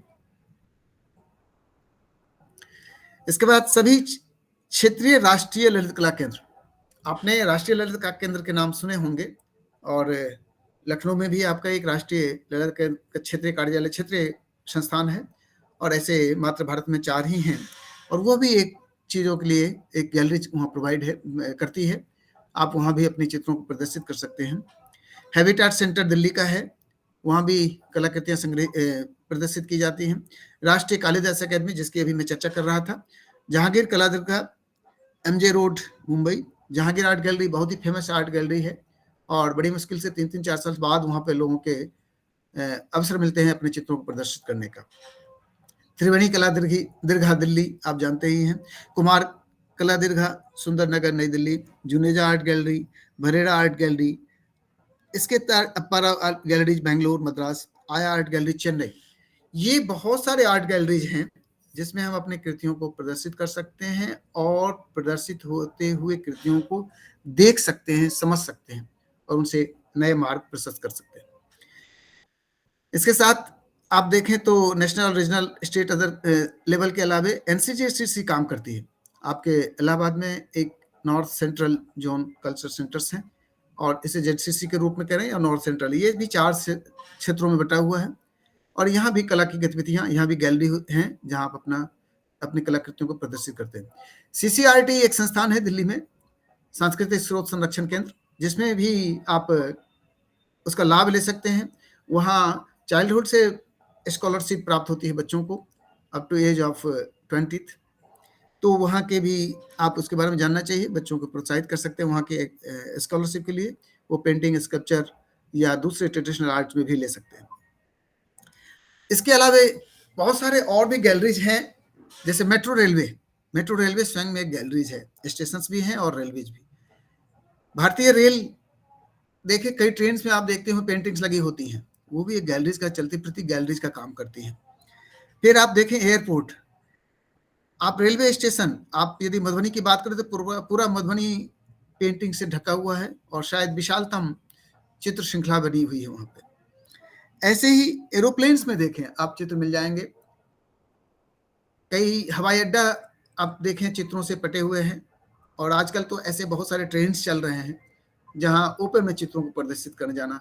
आप मेट्रो शहरों में देखें तो ब्रिज, ओवर ब्रिज के पिलर्स, पैनल्स चित्र से ढके होते हैं, तो अच्छा लगता है कुछ चित्र इस हिसाब से प्रदर्शित, और लोगों को अवसर मिलता है देखने का और प्रदर्शन कला को बढ़ावा देने का। फिर कला एकेडमी की बात करते हैं, आर्ट एकेडमीज। ललित कला एकेडमी की स्थापना कला को प्रोत्साहन देने, संरक्षण देने, उसके पारिश्रमिक भी और उसका सम्मान भी करने के लिए। कला अकादमी का इतिहास अधिक प्राचीन नहीं है, और वास्तव में यह पश्चिम के देशों से ही आया है, किंतु आज कला जगत में इसकी महत्वपूर्ण भूमिका है। स्वतंत्र एवं अन्य कलाकारों के लिए पुरस्कार एवं प्रदर्शनी की व्यवस्था यह करती है। इसके आधार पर कलाकार स्वयं का मूल्यांकन कर पाता है, वह अपनी कृतियों को राज्य या देश स्तर पर प्रदर्शित करता है और पुरस्कार प्राप्त करने का प्रयास करता है। वर्ष भर उन्हें ऐसे कई अवसर मिलते हैं जहां वो अपनी प्रतिभा को प्रस्तुत करता है। भारत सरकार व राज्य सरकार की ललित कला अकेडमी इन गतिविधियों का आयोजन प्रतिवर्ष करती रहती है। इसके इतर कई गैर सरकारी संस्थान भी हैं, ऐसी योजनाएं चलाती हैं जिसके अंतर्गत पुरस्कार और प्रदर्शनी का आयोजन किया जाता है। कलाकार इसके प्रति अपनी सजगता से इसका लाभ उठा सकता है। राष्ट्रीय ललित कला अकादमी, रविंद्र भवन नई दिल्ली के अलावे सभी राज्यों की ललित कला अकादमी है, क्षेत्रीय ललित कला केंद्र है, राष्ट्रीय कालिदास अकादमी है, एनसीजेसीसी, जेसीसी और सीसीआरटी और दूसरे ऐसे कई अकादमी हैं जो कलात्मक गतिविधियों या कला को प्रश्रय देने में, संवर्धन में आज भी काम में लगे हुए हैं। संग्रहालय, ये भी हमारे सिलेबस का एक पार्ट है। संग्रहालय, हम सभी संग्रहालय को जानते हैं, देखा है, और कोई न कोई संग्रहालय घूमा भी होगा निश्चित रूप से। म्यूजियम्स, ये नेशनल लेवल के, मॉडर्न, स्टेट एंड अदर किसी भी प्रकार के हो सकते हैं। आज इनकी विशाल श्रृंखला है, भारतवर्ष में नहीं बाहर भी। संग्रहालय का यह स्थल जहां कला, शिल्प, अनुसंधान, उपकरण, औजार, वेशभूषा के साथ मानवीय सभ्यता और संस्कृति के विकास आधारित सभी तत्वों, साक्ष्यों, नमूनों को एक छत के नीचे आम जन के दर्शन अवलोकन के लिए संग्रहित किया जाता है। इसे हम संग्रहालय की संज्ञा दे सकते हैं। इनमें प्राचीन राजशाही व्यवस्था की समृद्धशाली ऐतिहासिक धरोहर को भी प्रदर्शित किया जाता है। इन संग्रहालयों में विशेष रूप से अलग अलग सेक्शन, खंड व भाग होते हैं जो विषय विशेष के लिए अलग अलग बनाए जाते हैं, सेल्स या सेक्शंस कह सकते हैं, जहां उनके संदर्भ में सामग्री को एकत्रित कर प्रदर्शित किया जाता है। आपने लखनऊ जू के अंतर्गत लखनऊ संग्रहालय है, वहां देखा होगा, वहां मम्मी भी रखी हुई है। ऐसे कई संग्रहालय हैं। आपने सालार जंग संग्रहालय का नाम सुना होगा, एशिया का सबसे बड़ा संग्रहालय है। ऐसे बहुत सारे संग्रहालय हैं और यूपी इस मामले में बहुत ही रिच है।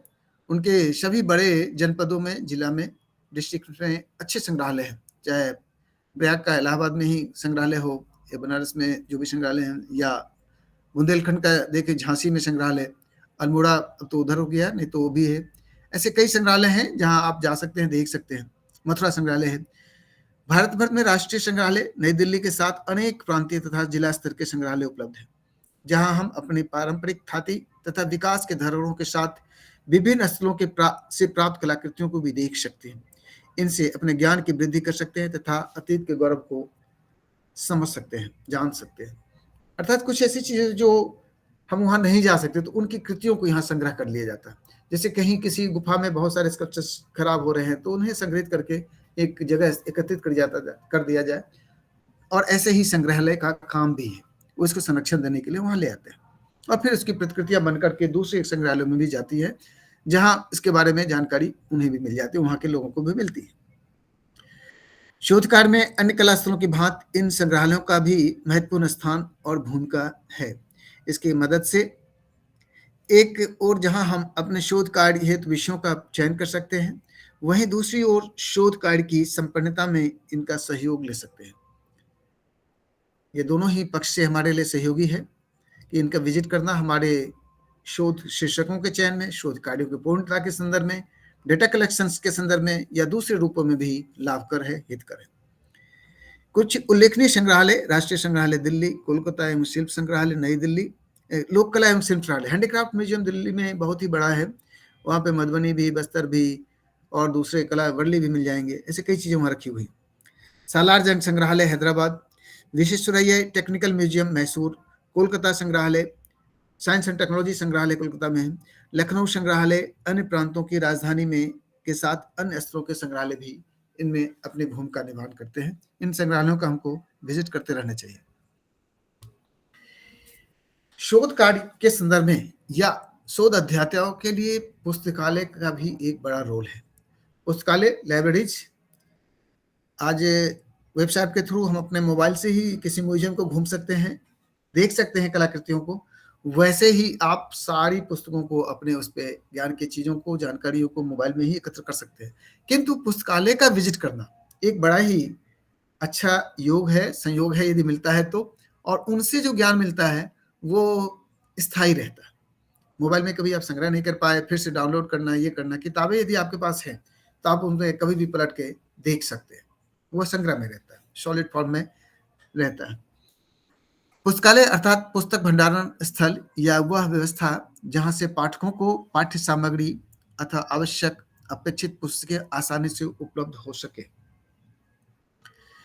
इसकी आवश्यकता और उपलब्धता विद्यालयीन शिक्षा से लेकर उच्चतर शिक्षा में देखा जा सकता है। विद्यालय में भी पुस्तकालय होते हैं, लाइब्रेरी होते हैं, बच्चों को इंसिस्ट करते हैं कि भैया खाली समय क्या करो, जाओ लाइब्रेरी देखो।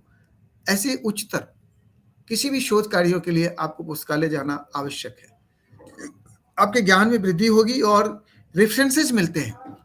आप जिस कार्य पे काम कर रहे होते हैं उसके बारे में और किए गए कार्यों के बारे में जानकारी मिलती है और आपके कार्य में आने वाली बाधाओं के निस्तारण की भी व्यवस्था वहां मिल जाती है। ये आपको पता हो जाता है कि स्मार्ट जाना है, पुस्तकालय में अध्ययन आवश्यक है। पुस्तकालय का रोल कितनी भी टेक्नोलॉजी बदल जाए फिर भी रही रहेगी। यह आवश्यक और संभव नहीं है कि हम अपनी आवश्यकता की सभी पुस्तकें और ग्रंथों को क्रय कर अपने पास संरक्षित कर सके। अतः हमें पुस्तकालयों की सेवा लेनी ही पड़ती है। किसी भी स्तर पर या क्षेत्र में शिक्षण प्रशिक्षण के लिए पुस्तकालय का होना अति आवश्यक है, फिर चाहे वह कला की कोई विधा ही क्यों ना हो।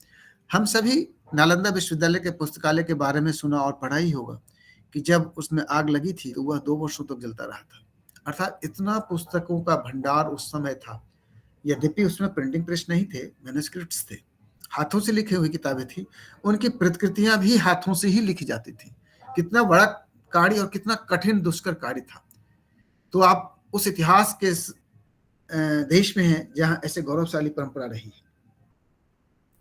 अर्थात पुस्तक संग्रह के संदर्भ में हमारा इतिहास इतना समृद्धशाली रहा है जो विश्व में अद्वितीय है, अनोखा है। आज पुस्तकालय का स्वरूप डिजिटल हो गया है और हम सभी के हाथों में एक छोटे से उपकरण में दुनिया भर की ज्ञान उपलब्ध रहते हैं। इस प्रकार के पुस्तकालय को ई लाइब्रेरी के नाम से भी जाना जाता है। आज ई लाइब्रेरी भी है। ई कंटेंट्स की अभी मैडम ने चर्चा की ना, तो वहाँ ई कंटेंट्स अवेलेबल हैं और हर फील्ड के अवेलेबल है। आपको जिस चीज की चाहिए जरूरत वो आप ढूंढ सकते हैं अपनी आवश्यकता, अपनी उपयोगिता के लिए।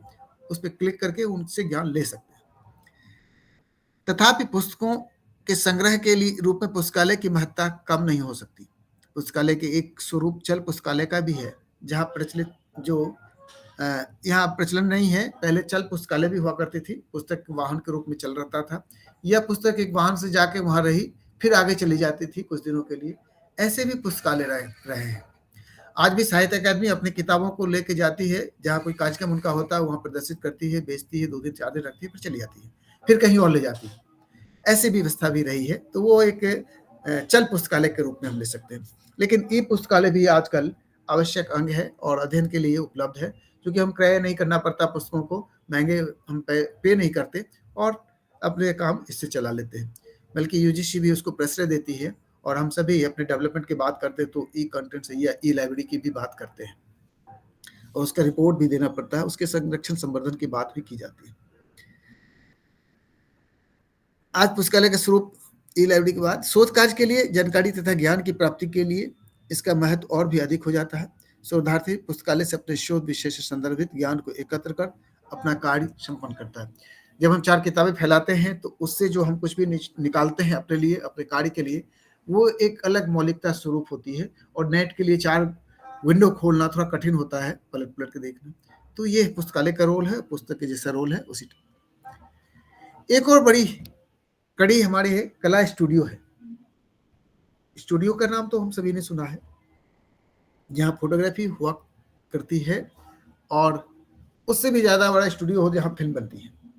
अब वो फोटोग्राफी स्टूडियो का भी कॉन्सेप्ट बदल गया है। वहां भी फोटो खिंचाने लोग कम जाते हैं, प्रिंट कराने ज्यादा जाते हैं, क्योंकि अब वो ट्रेंड नहीं रह गया। सबके हाथ में तो कैमरा है और सभी कैमरा मैन हो गए हैं, इवन फोटोग्राफर हो गए, अच्छी तरह से फोटो उसको एडिट कर लेते हैं और फिर प्रिंट निकालने के लिए भेज देते हैं। तो ये सारी सुविधाएं हो गई हैं। तथा कला स्टूडियो एक अलग पक्ष है। आज देश भर में अनेक कला स्टूडियो उपलब्ध हैं, जहां कलाकार जाकर मनोनुकूल अपनी कृतियों को सृजित कर सकते हैं। इनमें से कुछ सरकारी हैं तो कुछ पेशेवर और कुछ नितांत व्यक्तिगत, जिनमें कलाकार अपनी भावना तथा विचारों को साकार रूप प्रदान करते हैं। दिल्ली के गढ़ी क्षेत्र, राष्ट्रीय ललित कला केंद्र लखनऊ आदि में लोगों ने अपने स्टूडियो विकसित कर रखा है, जहां कलाकृतियों का सृजन होता रहता है। नमूने के रूप में निम्न 2 स्टूडियो को आपके सामने रखा जा रहा है, जिसका आरंभ व्यक्तिगत रूप से हुआ था, किंतु आज यह सार्वजनिक कला दीर्घा के रूप में, सार्वजनिक कला तीर्थ के रूप में स्थापित है। लखनऊ में रीजनल आर्ट सेंटर जिसे कहते हैं, आप वहां जाइए, उसमें आप काम करिए, अपनी कृति सुरक्षित रख के चले आइए, फिर अगले काम जाके काम करिए। ऐसी व्यवस्था वहाँ है। ऐसे ही कई और शहरों में है, दिल्ली में है। और कुछ हमारी सोसाइटीज होती हैं, आर्ट केंद्र होते हैं। आप ललित कला अकेडमी में भी ऐसी व्यवस्था है कि आप पेंटिंग्स करिए अपना, छोड़ फिर अगले के दिन काम करिए आकर के। तो ऐसी व्यवस्था है। और कुछ हमारी व्यक्तिगत होती है, तो हमने अपनी व्यवस्था अनुरूप, अपनी सुविधा अनुसार एक रूम को डेवलप कर लिया है स्टूडियो के रूप में, हम अपना काम करते रहते हैं। लेकिन तो 2 नमूने जो मैं प्रस्तुत करने जा रहा हूँ, वह आप सभी ने सुना होगा, देखा भी होगा, और वह एक इसी तरीके के कॉन्सेप्ट को लेकर शुरू हुआ था, किंतु आज वह विशाल संग्रहालय कह लीजिए, गैलरी कह लीजिए, या अभिव्यक्ति का स्थल मान लीजिए, उस रूप में प्रस्तुत है हमारे सामने। एक आपका रॉक गार्डन चंडीगढ़, आप सबने सुना होगा। चंडीगढ़ में अवस्थित रॉक गार्डन नेक चंद द्वारा बनाया गया है।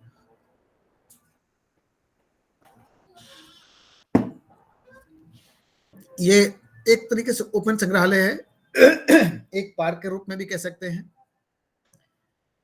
Rock garden of Chandigarh open एवं विशाल संग्रहालय के रूप में यह चंडीगढ़ शहर में स्थापित है। सुखना झील के समीप बने 40 एकड़ में फैले इस शिल्प संग्रहालय को एक सरकारी कर्मचारी नेकचंद सैनी ने अपने खाली समय में चुपके से 1957 ईस्वी में निर्माण करना आरंभ किया था। आप समझ लीजिए, वो सरकारी कर्मचारी था। सरकारी कर्मचारी को कितना समय खाली मिलता है उस जमाने में, आज के जमाने की तुलना नहीं कर सकते, हम बात नहीं कर सकते, लेकिन 1957 में कितना डिवोटेड रहा होगा वो व्यक्ति, और अपने खाली समय में थोड़ा समय निकालता था और अपने इस रुचि को पूरा करने का प्रयास करता था। तो बढ़ता चला गया, तो उन्हें सरकारी संरक्षण भी मिला, जगह भी मिली, और अपनी कलाकृतियों को सृजित करता चला गया। एक एक कलाकृति आप देख लें, थोड़ी स्लाइड्स में हमने रखे हैं चित्र, आप इसमें देख सकते हैं। अधिकांश चित्र वहां पे रॉ मटेरियल से बने हैं। रॉ मटेरियल मतलब वेस्ट मटेरियल, व्यर्थ की सामग्री, या इसे हम एक नाम दे सकते हैं, सुंदर दुनिया टूट फूट की, टूटी फूटी सामग्रियों से बनी हुई आकृतियां जो शिल्प के रूप में अवस्थित है, वो दुनिया को आकर्षित करती हैं, सैलानियों को आकर्षित करती हैं। ये रॉक गार्डन अनोखापन लिए हुए है, इसका इतिहास देखिए, आप समझ सकते हैं। इसके अलावा दूसरा एक हमने रखा है फड़के स्टूडियो, फड़के साहब द्वारा बनी यह स्टूडियो। यह भी ऐसे ही कुछ कलाकृतियां हैं, विशाल मूर्तियां हैं, जो धार में मध्य प्रदेश में स्थित है। फड़के स्टूडियो के नाम से प्रसिद्ध है। यह मध्य प्रदेश के धार जिले में स्थित यह धार राजा के आमंत्रण पर मुंबई से आए चित्र मूर्तिकार रघुनाथ कृष्ण फड़के ने बनाया था। यह भी एक ओपन संग्रहालय रघुनाथ कृष्ण फड़के द्वारा बनाए गए, मुंबई से आए थे, तो उनके पास मॉडर्न ज्ञान भी था और धार के शासक का था, तो पारंपरिक ज्ञान भी रहा होगा। दोनों के समन्वय से यहाँ की कलाकृतियां डेवलप हुई, बनी, जिसे हम देख सकते हैं। उसमें किए गए मेहनत और व्यक्ति को अनुभव कर सकते हैं। इन दोनों का अवसर आपको मिलता है, इन स्थलों पर विजिट कर सकते हैं। देन आर्ट प्लेसेस के साथ हम कलाकारों पे आते हैं। हजारों के कलाकार की संख्या है आज हमारे सामने। राष्ट्रीय स्तर पे, प्रदेश स्तर पे, अंतर्राष्ट्रीय स्तर पे, लोकल स्तर पे, यूनिवर्सिटी और कॉलेज लेवल पे हर लेवल के कलाकार हैं, उपलब्ध हैं। और आदिकाल से अभी तक हम यदि कलाकारों की बात करते हैं, तो पहले चित्र करने वाले चित्रलेखा को हम जानते हैं, शास्त्रों में लिखा नाम आया, उल्लेख आया है। और इन्हीं पर आधारित थोड़े से संक्षिप्त परिचय, कुछ कलाकारों के नाम है जो आपके साथ शेयर कर लूंगा, बाकी तो उनके ऊपर उतना डिटेल्स नहीं हो सकता, संभव नहीं है। कला स्थलों की बात, कलाकार का अध्ययन भी कला अध्येताओं के लिए महत्वपूर्ण है, जितना कि कलाकृतियों का अध्ययन। कलाकार को हम यदि जाने, तो हम कलाकृतियों को देखकर उनके बारे में समझ लेते हैं, और उनकी प्रस्तुति उन्हें में आभास देती रहती है। तो हमें कलाकार और कलाकृतियों दोनों को समझना चाहिए। उनके जब भी अध्ययन करते हैं हम, तो व्यक्तित्व और कृतित्व दोनों का अध्ययन करते हैं, एकांगी नहीं करते। व्यक्ति का अध्ययन करें तो कृतित्व का अध्ययन करते हैं। अतः कलाकार एक व्यक्ति है, उनकी कृति कला एक कृतित्व है। इन दोनों का सम्मिलित अध्ययन आवश्यक होता है। इनके विषय में जानकारी तथा ज्ञान से हमें उनसे प्रेरणा मिलती है, जिनका अनुसरण कर हम अपने ज्ञान व जानकारियों में अभिवृद्धि करने में समर्थ हो पाते हैं। उनके बारे में यदि जानते हैं तो हम प्रेरित होते हैं, एक मार्गदर्शन मिलता है, एक गाइडलाइंस मिलती है, जिसका हम फॉलो करते हैं, अनुसरण करते हैं, और हम अपने मार्ग को थोड़ा आसान सहज कर लेते हैं। साथ ही उनके पास, उनसे मिलने में, उनके पढ़ने लिखने में, उनके बारे में जानने में, हमारी अपनी जो ज्ञान है हमारे पास, उसमें अभिवृद्धि होती है। जो जानकारी हमें थी उसमें विस्तार ही होता है। अतः इनका अध्ययन भी आवश्यक है। और आज तो बहुत सारे रिसर्च भी पुराने कलाकारों या वर्तमान के कलाकारों तक पर होते हैं। अभी हमने लगभग एक तय किया है रामबन सुतार जी के ऊपर एक थीसिस कराना।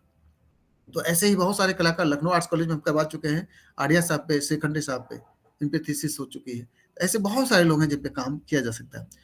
उदाहरणार्थ प्रमुख कलाकारों को निम्न रूपों में उद्धृत किया जा सकता है। कुछ चुनिंदा है, ये नहीं कहेंगे यही है या ऐसे ही मात्र है, ऐसा नहीं है।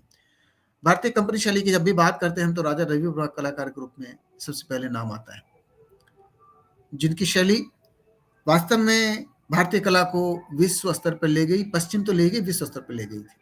उनका विषय भारतीय होता था किंतु तकनीक निश्चित रूप से पश्चिमी थी। तो दोनों का सम्मिलित रूप उनकी कृतियों में दिखता है और इसलिए हम उनका अध्ययन करते कराते हैं। बंगाल स्कूल की बात करें तो अभी हमने पढ़ा था कॉलेज का महाविद्यालय के अंतर्गत अवनींद्रनाथ टैगोर, यामिनी राय, अमृता शेरगिल, नंदलाल बोस, एन.एस. बेंद्रे, नारायण श्रीधर ब्रेंदे, ए.के. हलधर, देवी प्रसाद राय चौधरी, ये कुछ चुनिंदा नाम है जिनका मैंने यहाँ उल्लेख किया है। इनमें अवनी बाबू को कलागुरु ही हम मानते हैं और यामिनी राय, अमृता शेरगिल दोनों ही, यामिनी राय एक तरीके से फोक कला के संरक्षक माने जाते हैं। अमृता शेरगिल भी बड़े ही उनके बारे में अध्ययन अध्यापन हम करते रहे, एक अनोखी कलाकारा थी। आधुनिक कला की बात करते हैं तो हम गुरुदेव रविन्द्रनाथ टैगोर को इसका जनक मानते हैं। उसके बाद आप लोगों ने, कम लोगों ने जाना होगा अवनींद्रनाथ मॉडर्न आर्टिस्ट कैसे हो गए। कवि थे, साहित्यकार थे, किंतु आपको पता है उनकी जो पहली आधुनिक कला चित्र बने वो कैसे बने। हमें जब कभी भी मौका मिले तो जाना चाहिए शांति निकेतन में गुरुदेव के स्थल पे, और उनके संग्रहित हैं बहुत सारे कृतियां। उनका पोस्ट कार्ड लिखने का उस समय प्रचलन था, सभी लिखते थे। तो जिसके भी प्रत्युत्तर में पोस्ट कार्ड लिखते थे तो कई बार होता था वर्ड्स काट जाते थे, गलत हो जाता, काट दिया। काटते काटते उनको कुछ चित्र दिखिए एक आध पोस्ट कार्ड में, 3-4 बार कट गए तो एक लाइन उसको जोड़ा उन्होंने और कलाकृति सी दिखने लगी। ऐसे उन्होंने अब हर पोस्ट कार्ड में किसी को भी जवाब देते थे उसमें काटने पीटना शुरू ही कर दिया और फिर उसको आकृति में कन्वर्ट करते थे, उसकी आउटलाइन जोड़ के। तो इससे उनकी मॉडर्न आर्ट की तरफ रुचि बढ़ी और उन्हें मॉडर्न आर्ट का एक आरंभिक कलाकार के रूप में हम सभी मानते हैं। हमें अवसर मिला, मैंने तो देखा उनकी कृतियों को। के.जी. सुब्रमण्यम, तैयब मेहता, सतीश गुजराल, मार्टिन सूजा, एस.एस. रजा, बी.बी. मुखर्जी, ऐसे बहुत सारे कलाकार हैं, एक लंबी श्रृंखला है। लोक कलाकारों के बारे में भी हम जानते हैं तो अभी हाल ही में आपने सुना होगा दुलारी देवी को मधुबनी पेंटिंग के लिए पुरस्कृत किया गया था। सीता देवी, गंगा देवी, गोदावरी दत्त, ये सभी पद्मश्री महिलाएं हैं। इवन भूरीबाई आप देखें मध्य प्रदेश की आदिवासी कला के लिए उन्हें पद्मश्री दी गई। जनगर सिंह श्याम जो नहीं रहे, बहुत अच्छे कलाकार थे, जापान में इनकी मृत्यु हो गई किसी कारण से, कई 10-12-15 साल पहले शायद। तो ऐसे कलाकार लोक कला में भी विद्यमान है जिनकी छवि है। समकालीन कलाकार के रूप में सुभाष भास्कर, आज के कल के कलाकार की यदि बात करें तो हम Pramod Kamle, R S. Bisht, B N. Arya, S G. Shrikhande, Manjit Baba, Premji bhai, बहुत सारे हैं। मैं एक चुनिंदा नाम कर आपके सामने रखा था। पाश्चात्य कला के बारे में करें तो हम रोम के केविलियो, शिमाबू, डिच्यू, जेतो, मैसेचियो को आपने सुना, पढ़ा होगा, इन सभी के बारे में पढ़ा होगा। डोनाटिलो एक मूर्तिकार थे, माइकल एंजेलो एक मूर्तिकार, लियोनार्डो दा विंची, उन्हें क्या कहें, चित्रकार, मूर्तिकार या क्या ना कहें, वो सब कुछ के धनी थे। मानवता के इतिहास में यदि कोई इतने डायमेंशंस में योगदान दिया हो तो वो अद्भुत युग थे लियोनार्डो दा विंची। वो डॉक्टर भी थे, इंजीनियर भी थे, शिल्पकार भी थे। मोनालिसा के चितेरा तो आप सभी जानते हैं, लास्ट पथ के रचनाकार तो जानते ही। राफेल सांजियो, मातिस, वान गो, पिकासो, ब्रॉक, कुर्बे, माने, सेजान, पॉल गोगिन, कंडेंस्की, पॉल क्ली, गाइकोमेत्ती, मालेविच, ऐसे अनेक कलाकार हैं। इन नामों की श्रृंखला यहीं खत्म नहीं होती, रुकती नहीं है। मेरे जहन में और भी नाम है किंतु ये लिमिटेड रूप में आपके समक्ष रखा है। इन कलाकारों के ऊपर भी आप एक थीसिस के रूप में इनका योगदान ले सकते हैं, काम कर सकते हैं। कलास्थल व आंकड़ा एकत्रीकरण, यद्यपि एक आगे एक पॉइंट है डाटा के संदर्भ में, तो इसलिए मैंने आंकड़ा पर ज्यादा यहाँ पे चर्चा नहीं करी है, वहां पे लेंगे आंकड़ा कलेक्शन एंड विश्लेषण के बारे में, तो उस क्लास में उस पर ज्यादा फोकस करेंगे। तथा इनका रिलेवेंस क्या है, ललित कला ही नहीं अपितु अन्य क्षेत्रों में भी किसी शोध कार्य को पूर्ण करने के लिए आंकड़ों के एकत्रीकरण की महती आवश्यकता होती है। कोई भी कार्य हो तो हम डाटा कलेक्शन करते हैं, आंकड़ा लेते हैं भाई क्या होता है।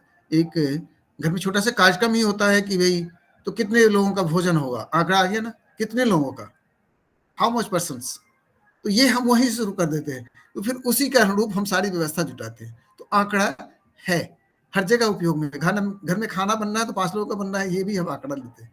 तो आप समझ सकते हैं छोटे-छोटे कार्यों में आंकड़े की आवश्यकता होती है, डेटा की आवश्यकता होती है। आज के शोध कार्यों की पूर्णता बिना इसके संकलन, अध्ययन व विश्लेषण का संभव ही नहीं है। निश्चित रूप से किसी समस्या को लेना या निर्धारण कर उसके समाधान तथा अपेक्षित परिणामों की प्राप्ति के लिए तत्संबंधी आंकड़ों को एकत्रित करना आवश्यक कार्य है। जो हमने गोल सेट किए हैं, हमारे जो लक्ष्य हैं, ऑब्जेक्टिव्स हैं, एम है, तदनुरूप ही हमें आंकड़ा भी लेना चाहिए। कितना बड़ा गोल है उसी के खिलाफ। पता चला हम पूरे उत्तर प्रदेश का काम कर रहे हैं और लखनऊ भर के आंकड़े इकट्ठे कर ले, मात्र तो काम नहीं आएगा। तो हमें उसी हिसाब से सब्जेक्ट को भी चुनना चाहिए और आंकड़े का कलेक्शन भी करना चाहिए। इस संदर्भ में डिटेल में आगे चलेंगे। इन आंकड़ों को कैसे, कहाँ से संकलित किया जाए, एक चुनौती भरा कार्य होता है, किंतु अध्येताओं तथा शोधार्थियों को इनका अध्ययन करना ही चाहिए, इन पर ध्यान देना चाहिए और यह एक महत्वपूर्ण कड़ी है अपने परिणाम और रिजल्ट के संदर्भ में। तो इस प्रकार से हम देखते हैं कला स्थल के साथ साथ जो भी टॉपिक्स हमारे थे उन सभी पर एक संक्षिप्त प्रकाश डालने का भरसक मैंने प्रयास किया है। और ये इतना ही नहीं है, ये सभी आप जानते हैं, ये एक ही स्लाइड्स पे एक पूरा ही लेक्चर संभव है, किंतु जहां तक हो सकता है मैंने काफी चीजें इसमें पिरोने का प्रयास किया है और आशा करता हूं आप लोगों को अच्छा लगा होगा और आपके ज्ञान में अभिवृद्धि हुई होगी। तो मैं इन्हीं शब्दों के साथ आज इस कक्षा के लिए आप सभी को धन्यवाद करता हूं और फिर मिलते हैं हम लोग स्लाइड्स में। इसको बंद करता हूं। ठीक है, सुन रहे हैं आप लोग? Thank you sir. हाँ, कैसा रहा आज का? मैडम सुन रही हैं?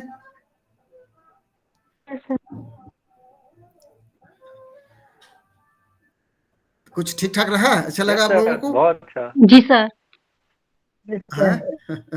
ये मुझे जी मैडम ने कहा कि आज रिकॉर्डिंग भी हो रही थी, ये मुझे अच्छा लगा कि जो कोई वंचित रह गया हो कुछ पार्ट सुनने से, किसी कारण से, तकनीकी समस्याओं से, वो आगे भी इसे फॉलो कर सकते हैं। अंजलि कुछ कहना चाह रही हैं? नहीं सर। नहीं कह सकते हैं तो 2 वे हो जाएगा, नहीं तो 1 वे रहता है। आप लोगों की तरफ से कुछ आता रहे तो और अच्छा है, हमें भी तो पता चले कि हमारे स्कॉलर्स कितने सजग हैं। ऐसा तो नहीं मोबाइल ऑन करके सो गए हो।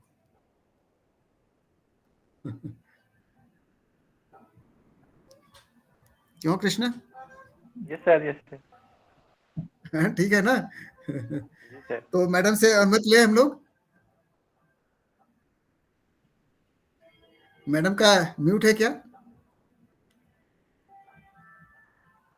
आज सिद्धार्थ नहीं दिख रहे हैं, स्लाइड तो चल रहा है उनका। जी जी सर। जी मैडम। जी सर। आपकी अनुमति चाहे तो इसको आज रोका जाए, फिर कल देखते हैं। बिल्कुल सर, जैसे आप चाहें।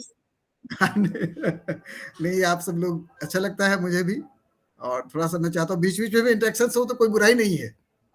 कोई जिज्ञासा हो किसी की तो आप रेज कर सकते हैं, तो वो थोड़ा 2 वे हो जाएगा, नहीं तो 1 वे रहता है। मैंने केवल परोसा बोलता चला गया, आप लोग सुन लिए प्रवचन टाइप का, तो ऐसा नहीं होगा। अच्छा लगता है और कई बार आपके बीच से कुछ चीजें आ जाती है तो हमारे काम आ जाती है। ऐसा कोई भी व्यक्ति पूर्ण नहीं होता है, किसी की ज्ञान पूर्ण नहीं होती है। एक्चुअली सर आपका लेक्चर इतना अच्छा होता है कि हम लोग तन्मयता पूर्वक सुनते रहते हैं, मतलब बहुत ही अच्छा लगता है। इसके लिए आपको धन्यवाद कि मैं कोशिश करता हूँ कि अच्छी सी चीज व्यवस्था हो जाए आपके लिए। और चलिए अच्छा है फिर तो कल हम लोग करेंगे इंडियन आर्ट पे चलते हैं। उसे को मैंने 2 पार्ट में किया, इंडियन और वेस्टर्न करके। बहुत बड़ा सिलेबस है, इंडियन का भी किसी एक पार्ट को ही ले ले तो बहुत होता है। बहुत है सर, बहुत। हाँ, तो हम बेसिक ऐसी चर्चा करेंगे और बल्कि कल की मेरी कोई तैयारी नहीं है। ये तो बहुत अच्छा। अरे सर ऐसा ना कहिए तैयारी नहीं है क्योंकि आप स्लाइड्स के बिना बोलेंगे और हम लोग सुनेंगे, बस सुनते रहेंगे। अच्छा है, तो उसमें हम आपसे भी कुछ सीख लेंगे ना। दोनों तरफ से होगा। और चलिए आप सभी को नमस्कार, शिवरात्रि। और ये थोड़ा लेट आवर हो गया, इसके लिए क्षमा चाहता हूँ। अरे नहीं सर, इस समय भी एक क्लास शेड्यूल्ड रहती है इन लोगों की। अच्छा, तो आज बदल दिया आपने? नहीं नहीं वो अभी इधर केवल आपका 4 से 5:30 चल रहा था, 6 से हाँ। 7:30 वाला अभी रहते ही बंद था। हाँ रहता ही है इनका, तो ये हाँ, लोग ये 2 क्लासेस इनकी पर डे होती ही हैं इन बड़ी बच्चों की। होती है। चलिए अभी मैंने कहा अगर आपको ये टाइम स्लॉट सूट करता है तो आप ये भी जा सकते हैं, कोई दिक्कत नहीं है। चलिए, कल तो इसी टाइम में रखते हैं, फिर देखते हैं, ठीक ठीक है ना? सर। जी। कल थोड़ा सा मुझे प्रिपरेशन चाहिए, तो ये समय मिल जाएगा 2 जी सर। घंटों। जी जी ओके, बिल्कुल चलिए सर। ठीक है। गुड नाइट सभी को, नमस्कार। नमस्ते sir. Thank you sir. Thank you sir. Thank you. Thank you sir. Okay, thank you.